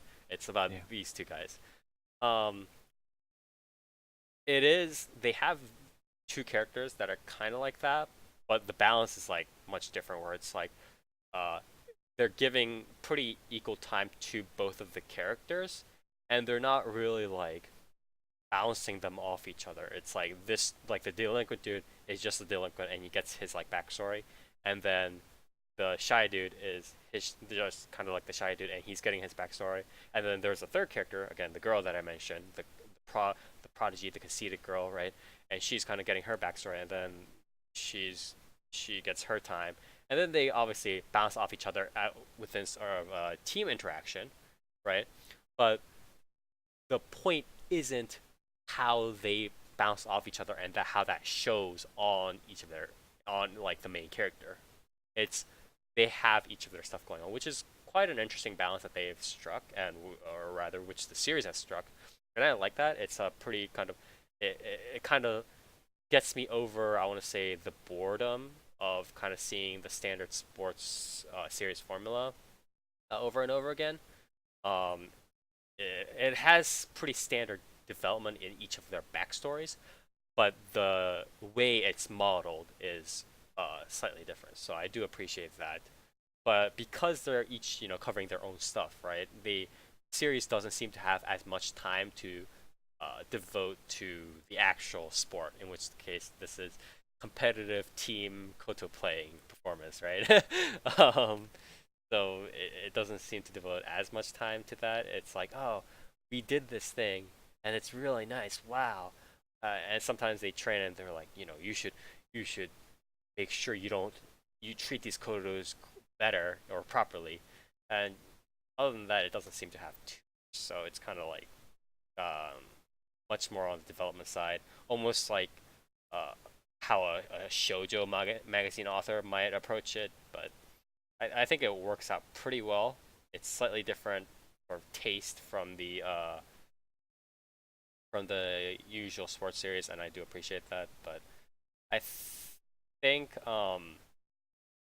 if you're not into that sort of stuff, if you're into a little bit more about the actual sports and so on, you're not gonna like it as much, because this is a lot more, again, about the characters and what their problems are essentially. So just be prepared when you come into that. You guys have any questions about like the series or anything like that? I think this also was somewhat popular in Japan. So who's the tragic heroine? There's only one here, and so Is she going to die soon? It feels like she's gonna die soon. Yes, she's gonna impale herself on the koto and sacrifice herself for the greater good. Is she? Does she have like some sort of Koto related illness that she'll die Shut up. at the end of her senior year? So they gotta form a band to fix her up or something. You gotta form a band to pay her medical bills. Yeah, just to save her, save the koto shop, save everything, save the world. But none of that exactly. But anyways, yeah. How does this series manage to keep like the club aspect? Yeah, from so that's getting it's stale? very the way they interact with each other, because it's like, because the general idea of how the development unfolds is that like they go into the club, they interact with each other, and through their interactions, a little bit of the whole like the differences in characters unfolds, right? And then that differences in characters is expanded later on through their separate backstories, right? And then they kind of come back and repeat the thing over and over again. So that's sort of part of the role that the club holds, right? Where they come back and they're just like talking and they're like, we should do Kodo things, and then while doing the Kodo things for like 30 seconds, whether it's practicing or getting ready for whatever, right? One of them has like an introspection, or one of them kind of looks at the Kodo and it's like, oh, I should be like this, blah blah. And that from there, more of the backstory, more of the lore is, more of the character development is enhanced through that. Does that make sense? So who? Yeah. So who's the spirit of the Koto? The spirit of the Koto. Yeah. Yeah, who's the one that plays the most emotionally? Yeah, he's fucking. Who's the one who had like a Koto related like The spirit of the accident Koto is back- Amidamaru, Who's Toast. who's the Koto related tragedy back in elementary school that Yeah. prevented them from playing the Koto? Which one has Koto PTSD? Yeah. It's like just like looks at a Koto, just screams, just like just like faints. But anyways, 'Cause, yeah, I was thinking just like because the club is the one instrument, right? Like that's got to be. That's obviously not. They clearly don't dwell on that for very long, right? So it's majority just. This is majority just character interactions, then, right? right. Okay. Yeah, it's a little bit of like showing off some of the Kodo. Like when they have like the Kodo, it's like they do add some frames, and it's not the Kodo isn't like 3D when they do that. So that's actually pretty nice. But other than that, everything else is kind of like whatever. But at least they don't make the Kodo 3D and just kind of, maybe they don't have the money for 3D either, so they're just like, yeah, we'll just have to add more frames to this thing. Yeah, I mean this Maybe studio. is one of the producers attached to the Koto in some way? May- I don't know, I don't. but yeah, what you're Yeah, I saying? mean this studio is responsible for such hits as Servamp. Yeah, that's what I said. So- Sir Vamp and So and the Devil's Line. yeah, I don't think they have too much money. Yeah. to begin with. Anyway, Wasn't Sir Vamp that one weirdo with like a vampire island? It Wasn't was it where- vampire something. I don't remember, man. It was like the main character got bitten by a vampire, but then they had to go to Vampire Island to quarantine them off. Is that Sir Vampire- Vamp, or am I thinking of another vampire thing? I don't know. I am unsure. It was a light novel or a visual novel. I'm not sure. But So how many Hibiki euphoniums out of 10 would you give? how many Hibiki euphoniums? I want to say on a music scale, Hibiki euphonium probably blows that shit out of the water, no question. But But don't you say plays it like a fiddle? but Because yeah, I know I know the reference you're making to it. All right, But just making sure. in terms of the character developments, I mean, like Euphony has like okay character developments too, so it's not. I can't be like, oh, it's whatever. Except for when the triangle drama becomes a little bit too cheesy. But I would say I would say it's pretty good. It's just that it's a little bit lacking on the actual music parts, so whatever. Mm. But Okay. Are and you saying it's more of a B flat than a A minor? it's more like Detroit Metal City, right? Jeez. Yeah, the second guy is a delinquent, but how many Kodo players are in it? I have no idea, Pio. Jesus. How many Kodo players do you need to make a Kodo Bukia? Yeah. God damn it. How many? Which Kodo player is the goalie? Is the real question.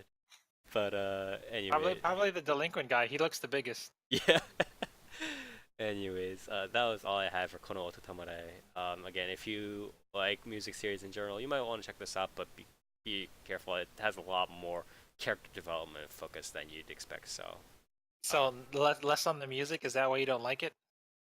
I mean, I didn't say I don't like it, but I wouldn't be like, Spire- yeah, this Spire, is what- so much what about Why the do you Kodo. despise this series? Spire, Yeah, why do I- what's your specialty in instruments? Was it the woodwinds, or was it No, it's the cello. oboes? Oh, so wait, this is in your Wait, you alley. said it was the cello, Yeah. so it is Winwood. Woodwind. Yeah, thanks. Yeah, you're right, Dark. Sorry, sorry about that. So yeah, this is totally up in. You're totally the expert on the stringed instruments, aren't you?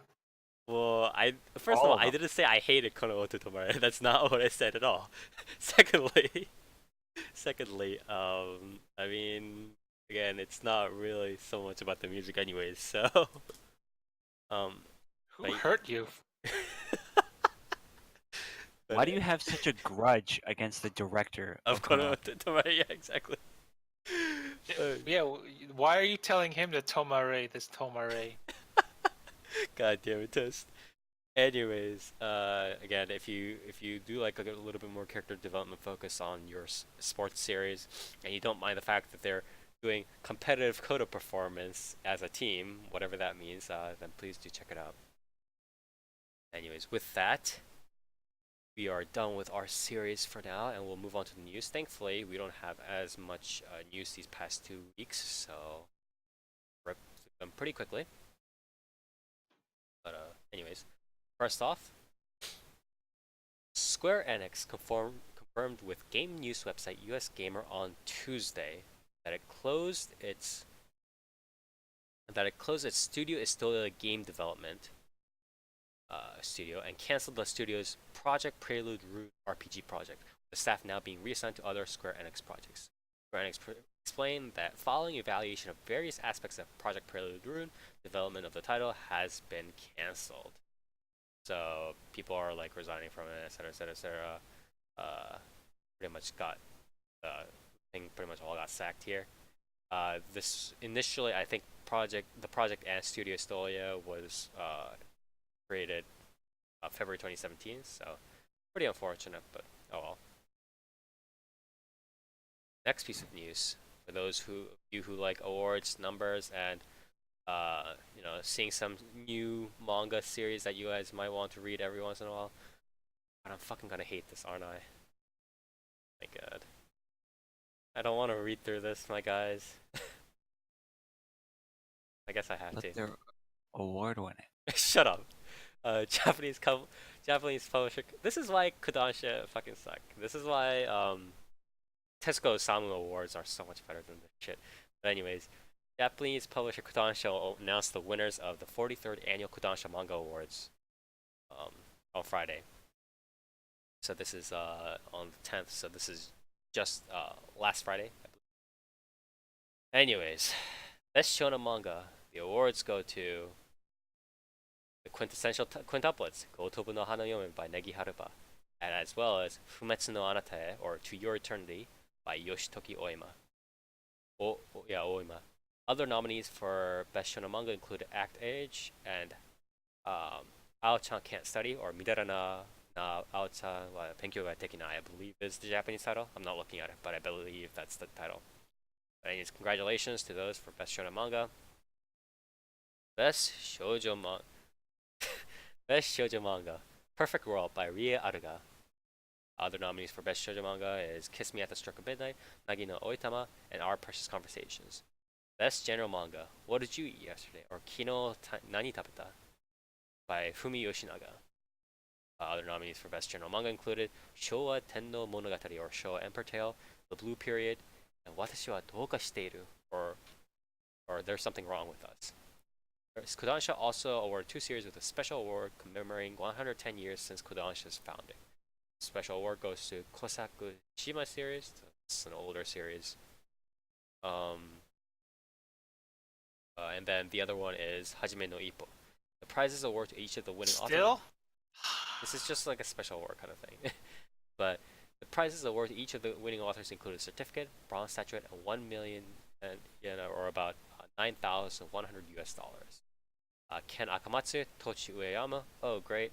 Atsukase. So these are like various like authors and like sort of quote Ken unquote. Nakamatsu, what has he done? Oh, wait, that's that guy. Okay.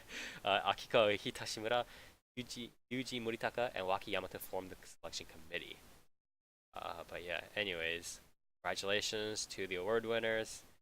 If you haven't heard of some of these series, you might check it out, maybe especially the nominees and stuff like that, so please do so. Anyways, next. That award list just impressed me kind of a little bit. But anyways, Visual Industry Promotion Organization, VIPO, began accepting applications on Friday for a new grant program abbreviated as quote-unquote Japan Content Localization and Distribution, or JLOD, from the Japanese government's Ministry of Economy, Trade, and Industry, or METI. The program expands on the previous quote-unquote Japan Content Localization and Promotion, or JLOP, grant program for the anime and video industry. The new grant program aims to provide support to Japan's content industry in light of the current distribution of Japanese works on video platforms simultaneously worldwide. The program has 3 main areas that it plans to support: localization and promotion and overseas development of content, production of pilot videos for content and aiming to expand overseas, and development of highly innovative content that uses digital technology. So it's essentially giving out more money, more grant money to evolving digital technology. Essentially, they're talking about both digital platform stuff as well as 3D CGI stuff most likely, and overseas ventures. So more money on that market, and hopefully that helps a lot of overseas agreements. Maybe not like a million Battle Angel Alita stuff, but more help with localization maybe. That'd be nice. So that's that. And the last non-person piece of news here is Mamoru Hosoda's Mirai film won the Anime Movie Award for Best Animated Feature Film at the International Stuttgart Festival of Animated Film in Germany on Sunday. The film was in competition with 9 other nominees drawn from a list of 60 submissions. The film is the first anime featured film to win the award in 5 years since Makoto Shinkai's Garden of Words film won the award in 2014. Hayao Miyazaki's Ponyo also won the award in 2010. And then it goes into various details about the other awards this film won. Congratulations to Mirai. And if you guys want a description, the film's story centers around a family living in a small house in an obscure corner of a certain city. In particular, the family spoiled 4-year-old boy Kun-chan. When Kun-chan gets a little sister named Mirai, he feels that his new sister stole his parents' love from him and is overwhelmed by many experiences he undergoes for the first time in his life.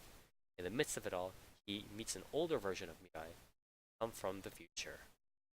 So, please do check it out if you're interested.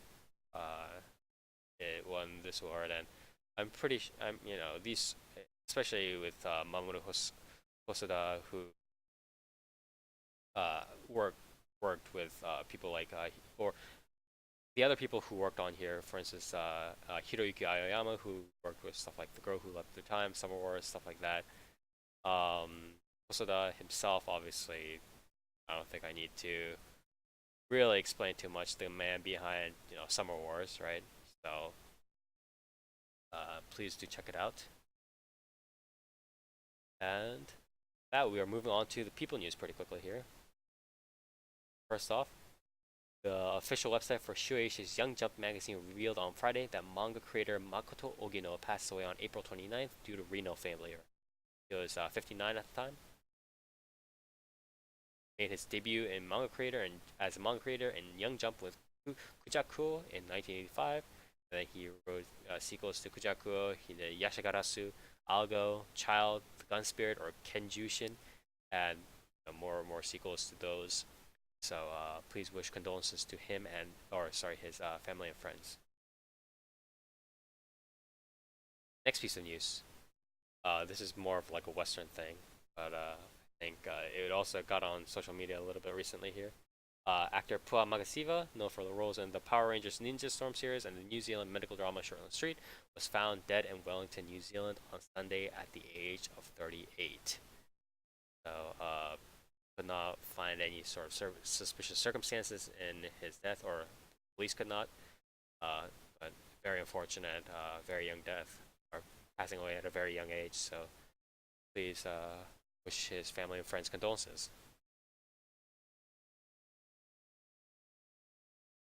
Next piece of news. This is a continuing story about Ufotable here. Tokushima Prefecture Governor Kamon Izumi revealed on Monday that Ufotable company founder, representative director, and president Hikaru Kondo has resigned from his role of chairman of the executive committee for the Machi Asabi anime event. According to the prefecture, Kondo told Ufotable in mid-April that he wanted to step down as head of the executive committee, but he did not provide a specific reason. I wonder why. This is about like the transition stuff.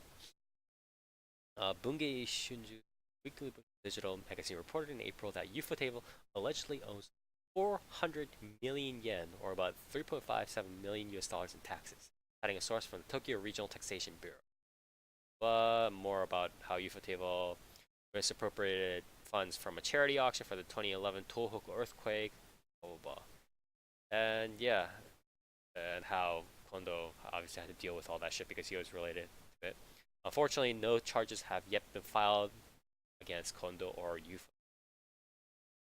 Very unfortunate that he is currently still trying to dodge this stuff, but at least he's not head of Ufo right now. So What a fucking dumbass. yeah, and the thing is, he has to be brought to justice, because it's like if it doesn't, like it's gonna be pretty much like a free pass, right? It's gonna be a huge flag to anybody, thinking about doing similar stuff. I can kind of just do whatever, right? But very unfortunate. Yeah. So you're saying his 9 Lives Blade works is up? Near, you get it, right? Yeah, I get it. That's good enough for me then. Yeah. Anyways, the last piece of person news here is the official website for side games Uma Musume Pretty Derby franchise announced on Wednesday that the franchise content creator Akihiro Ishihara resigned from his position and from side games as of the end of April. Ishihara said in a message that he began working on the franchise in 2016, when the franchise only had the main characters Special Week and Silent Suzuka. He said that he sees a bright future ahead of the franchise, and he saw it as a good time to step down as content producer. He's probably just maybe wanting more flexibility to work on his like side projects or something like that. And he's also leaving. Yeah, he's leaving side games too. Yeah, so. Yeah, but like, what franchise? Oh, you mean what new franchise is he going on? No, what Uma Musume franchise? The game still isn't out. Oh yeah. He might be. The weird thing about this franchise is that like it's a multimedia project, right? But everything but like Everything that came out was supposed to revolve around the game. yeah, exactly. So everything was made except for the game, which is very weird. I don't know. So it's like the thing is, it's like I it's look still forward to the Uma Musume Grand Blue crossover. yeah, exactly. The thing is, it's like it's still like I don't know how to explain it. It's like it's still like a thing. For some reason, it's like people are like, "Oh, Uma Musume, I know what that is." Like it has like brand recognition, but it's not like an actual thing. It's like super weird. I don't know how to describe it.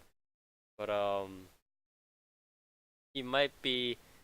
Now that you mention it, he might be just like trying to, parachute out, right? is the most likely? Is that It's what you possible. I mean, the game was God, supposed to come out 2 years ago, right? Like, if it's still not out, like, there might be something that, you know, Japanese businessmen, developers, artists, whatever, any Japanese man working for a company, they're not going to leave and be like, yeah, Let's fuck this company's place. Yeah, going up in flames, exactly. I'm out, right? They're going to be like, yeah, I'm just, broadening my horizons or some shit, right? God only knows what's happening to the development of that game, right? He might be leaving because it's like a living hell over at Cygames right He now. might be. Who knows? They might just like close it quietly and then do like, or I mean, at this point they can't even close it quietly, right? Because it's like They it's can't. out there. It's like the only thing they can do is like push in an acting person, and then he's the one that kind of just has to be like, yeah, we're kind of shutting it down, and then later on somebody will do a posthumous like kind of dissection, right? I don't know. I mean, do you think they can really just not make the game? They have like hundreds of designs. Just make another That's the anime. Like, question. do they just scrap all of that? The thing is, they either have to do that or they literally just put out a game that like they're going to maybe maintenance for like a year at best, right? Is what I'm guessing. It's one or the other, right? It's like I let's don't know. no, I like, feel like let's I run feel on like the assumption. Let's run on the assumption, and it might not even be an accurate assumption, but it's an assumption that we can work on that the game development is going horribly, or it's like, you know what I mean? It's just like some fucking massive problem, massive bottleneck is there that it won't get solved, right? So what do we do about this? Or won't get solved in a reasonable time. So what do you think?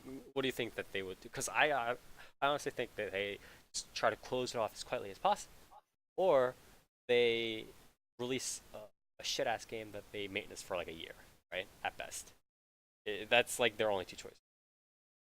Yeah.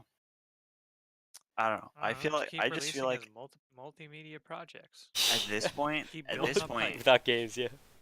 at this point, they could have released any sort of game, right? Oh, for sure, for And sure. the side game's name would have just like pumped money into it, Yeah. and then they could have just continued development, right? Like But I don't know. how Precone was pumped up, right? Yeah, like I don't know. It's so weird. But yeah, It's I don't know, it's kind of whack, but we'll hopefully see the game not be complete, like a flash game or something like that, right? and kind of end up in good hands, but it's kind of suspect right now, so we'll see how it goes. Anyways, with that, I believe we are done with all the people news. So so we're coming up to the last section here. What about? Yeah. Did you bring up? What about the Pikachu movie? Did you bring that up? What about the Pikachu movie? Isn't that anime? There's no Well, news about it though. It came out. That's yeah, about we it. don't cover it. We're not like, oh, it came out. It's sure released. news, movie releases. but What about the Danmachi movie? we don't cover that either. Well, Again, when's movie when's the release date? exists. I don't know. Oh, But anyways, with that, we are done with the news, and we are moving right on to our next section. What about the Made in Abyss movie? But Yeah. anyways, we are moving on to our shoutouts and callouts. Everybody gets one shoutout and one callout. One shoutout is one thing that you want to praise up to the heavens. Compare it with the mana of the gods. It is fantabulous. You want to just thumbs up it everywhere you go, and it can be any one person playing the thing. And the callout is the exact opposite, of course. You want to rage, you want to rant, you want to set it on fire and then stomp it under your feet. You're so angry at it. And again, it can be any one person, place, or thing. We are moving straight on to Ghost. Ghost, what is your shout out and call out?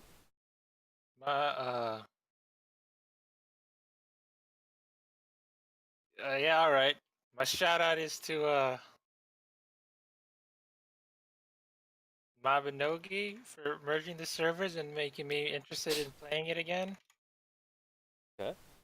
You know that San Andreas meme where CJ says, "Here we go again"? Here we go again. Yeah, it's like that,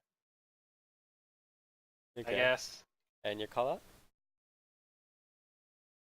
Oh,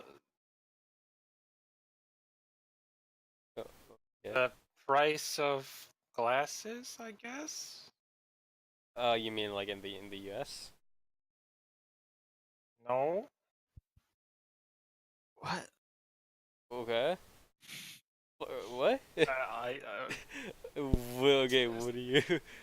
what? You're talking about price of like prescription glasses in the US or something like that, right? Like where we are buying them, right? How Spire, you wear glasses, right? Yeah, but How they're much does much. yours cost?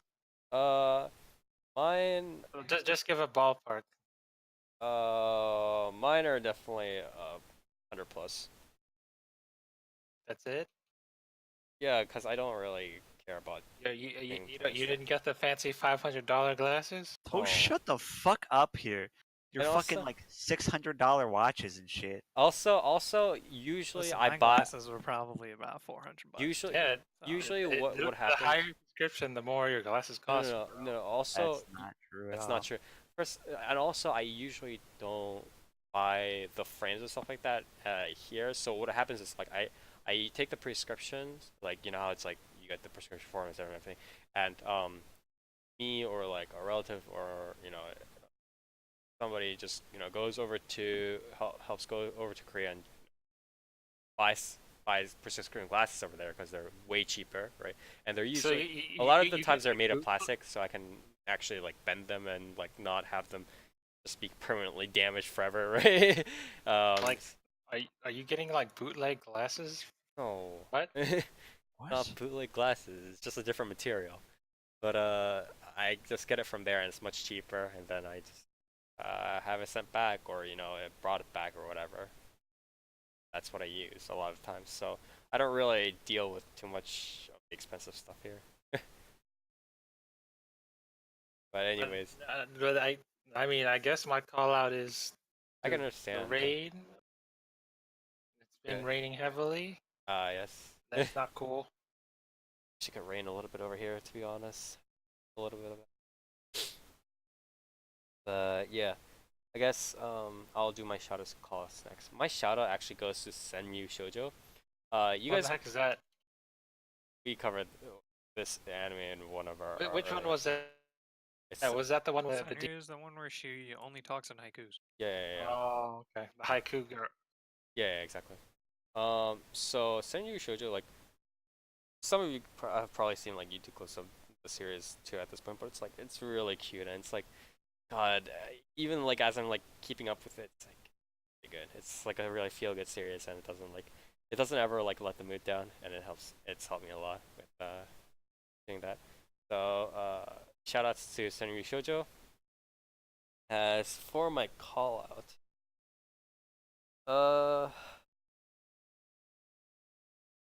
I don't think I have.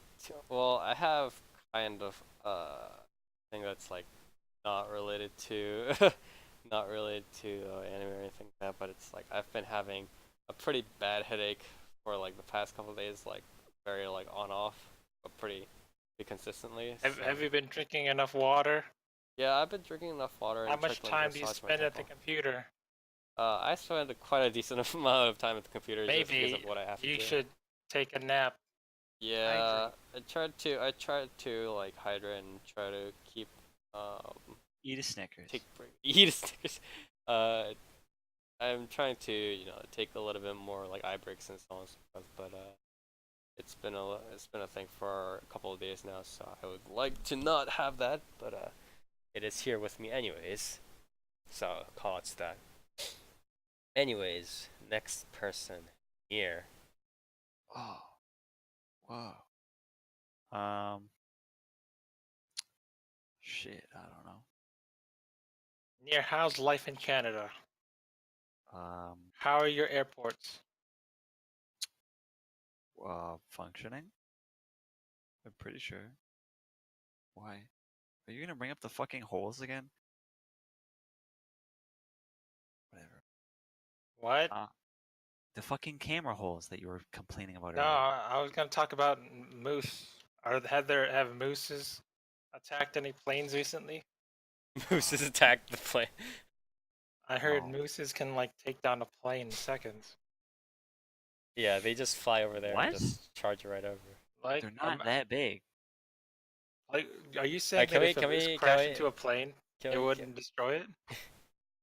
can we move on with the shoutouts callouts here? I'm pretty sure if a moose crashed into a plane, it would literally turn into mist. But anyway, shoutouts to I don't know. I don't think I have anything to shout out right now. Nothing is looking up for you. Everything is Everything. bleak Yeah. and grim. I don't know if I've called this out before, but I'm gonna do it anyway. So Shadowverse is doing their mini expansion soon in the next couple of days, on the 20th. Yeah. Okay. And I don't know if I've ever talked about like the mini expansion system, but it sucks. It sucks ass. Nobody likes it. But they keep doing it. So basically, what the mini expansion is so the card expansion comes out, right? Everyone's like, wow, new cards, great, fantastic, right? They spend all their tickets, they spend all their rupees, they get their packs, and they're like, yeah, I got my cards. And then the mini expansion comes out, and it's like, by the way, here's more cards. By the way, they're probably going to be meta. By the way, they're in the same packs that you already opened. Honestly, the open more. moment the mini packs started, I heard more stuff about the mini packs. I was already like, I hate them. I hate yeah. them. I already kind of like smelled something pretty like bad going on. I hate them. They're so bad. Why do they keep doing them? I'm glad I like noped out. Like I didn't nope out because the mini packs were coming, but I'm glad I noped out before that time came. I'm too deep, man. I can't do it. But yeah, I hate it. It sucks. But at the very least, honestly, some of the cards in this mini expansion, they look like shit, man. Like, Oh, they really? suck. Did There's it- like one. I've seen like one good card. Yeah, some of them are really bad. So let me get this straight. I don't think it's as necessary this time. So let me get this straight. You open packs, but then later on they add even more cards to the same pack. They had more cards to the same pack, and they're all legendaries and golds. That's not cool. Yeah, You don't. it's great. But yeah, that sucks. Okay. All right, so I guess we're just not having a very happy year this time around, but that's fine. We can't expect Nier to show up in his Sunday uniform in his best mood every day or every episode. Not Sunday. It's Saturday. That was Sunday now. yeah, No, it's not. that was a figure of speech, but yeah. It's only 11:30. Anyways, bad. Last but definitely not least, Ark. Shoutouts, callouts, please. Shout out to Detective Pikachu. It was a pretty good movie. Yeah. Pretty good. Does Ryan Reynolds shine through? Yeah. Is it like a movie based around Ryan Reynolds' humor, but it's also has like random Pokemon in it, or is it like a Pokemon themed movie and then Ryan Reynolds is also in it? You know what I'm trying to Yeah, say? it's definitely a Pokemon themed movie with Ryan Reynolds voicing it. Yeah, he did a really good job, but I don't think he overpowers anything. Okay. I think the what's his name did just as well of a job as well. The Mr. Mime. Female lead and the other guy. The Mr. Mime part was actually really fucking good. Yeah, cause I was kind of I don't know whether I would say afraid because I don't know what I expected from the series. Like I don't know, or not I not mean, the series, the movie. I But didn't it's expect it to be good. well, I was just like, well, if anything, the main thing would probably be like Pikachu would just everybody would be like, hey, that's Deadpool, and just what I mean. It would overpower, as you said, overpower the series. But I'm glad it didn't do that. Yeah. Had really cool sets. The Pokemon looked pretty cool. Um, they look like that was the thing too, is that they looked like Pokemon, but they didn't clash as hard. Right, right, I really like what they did with it, where how the Pokemon still stayed the same. Like the same. They were the same proportions, the same shapes, right, right. I can everything get like that. that. Yeah. The city looked really cool. The sets are really cool. Really good soundtrack for it. And yeah, it was really neat. There really weren't loose ends. Um, and that's not true, Pioche. Some Pokemon did have weird human teeth. Mewtwo had a weird little mouth at one point. It was really gross. Okay. But yeah, so yeah, they did a really good job with that. I hope they do more with that. I hope there's at least like some sort of spin-off or like just a sequel. So a sequel would be really interesting. Right. Um, yeah, it's just a movie. It has a lot of payoff in pretty much everything they introduce too. Okay. There's really nothing in the movie that's introduced that is meaningless, which is pretty cool. Okay. Like everything ties itself up and like kind of loops back to itself, Oh, okay, that's interesting. It's not just which like was good for a detective series to have. yeah. So Right? it's Like a not just like mystery. here's a Pokemon world, and then there's also this like mini mystery kind of thing. Yeah, it's like here's how everything has added up, Right, right. I can get and that. it's still like cheesy, like basic Pokemon shit with like the main villain essentially. So, but all in all, I thought it was really done, Yeah, really well done. that's pretty good. Mini and mini shout out to rolling Alexiel in Grand Blue off of Yeah, a go single fuck draw yourself. ticket. uh, Alexiel listed as 10 out of 10 rating for breaks the game uh, because she has multiple abilities where it's just like, oh, you take 70% less damage. Okay, but this one, you take no damage next turn. So there's a lot of shit with that. Pretty awesome. Yeah, okay. And your call? My call out, I feel like I'm gonna forget my call out is supposed to be. But I think I'm going to call out for now anyway. Monster Hunter World, the Witcher DLC thing, the Witcher like event. Because while the event was cool and everything I thought was like really well done, the fight in the new monster, the Lashin, is the worst fight in that game. Um, it's it's both hard, but it's also just bullshit too. Like it has like triple the health it should have. Its attacks just slice you down completely. I can imagine if you eventually built up your armor and stuff enough with like uncapping and everything, you could have a decent time doing it.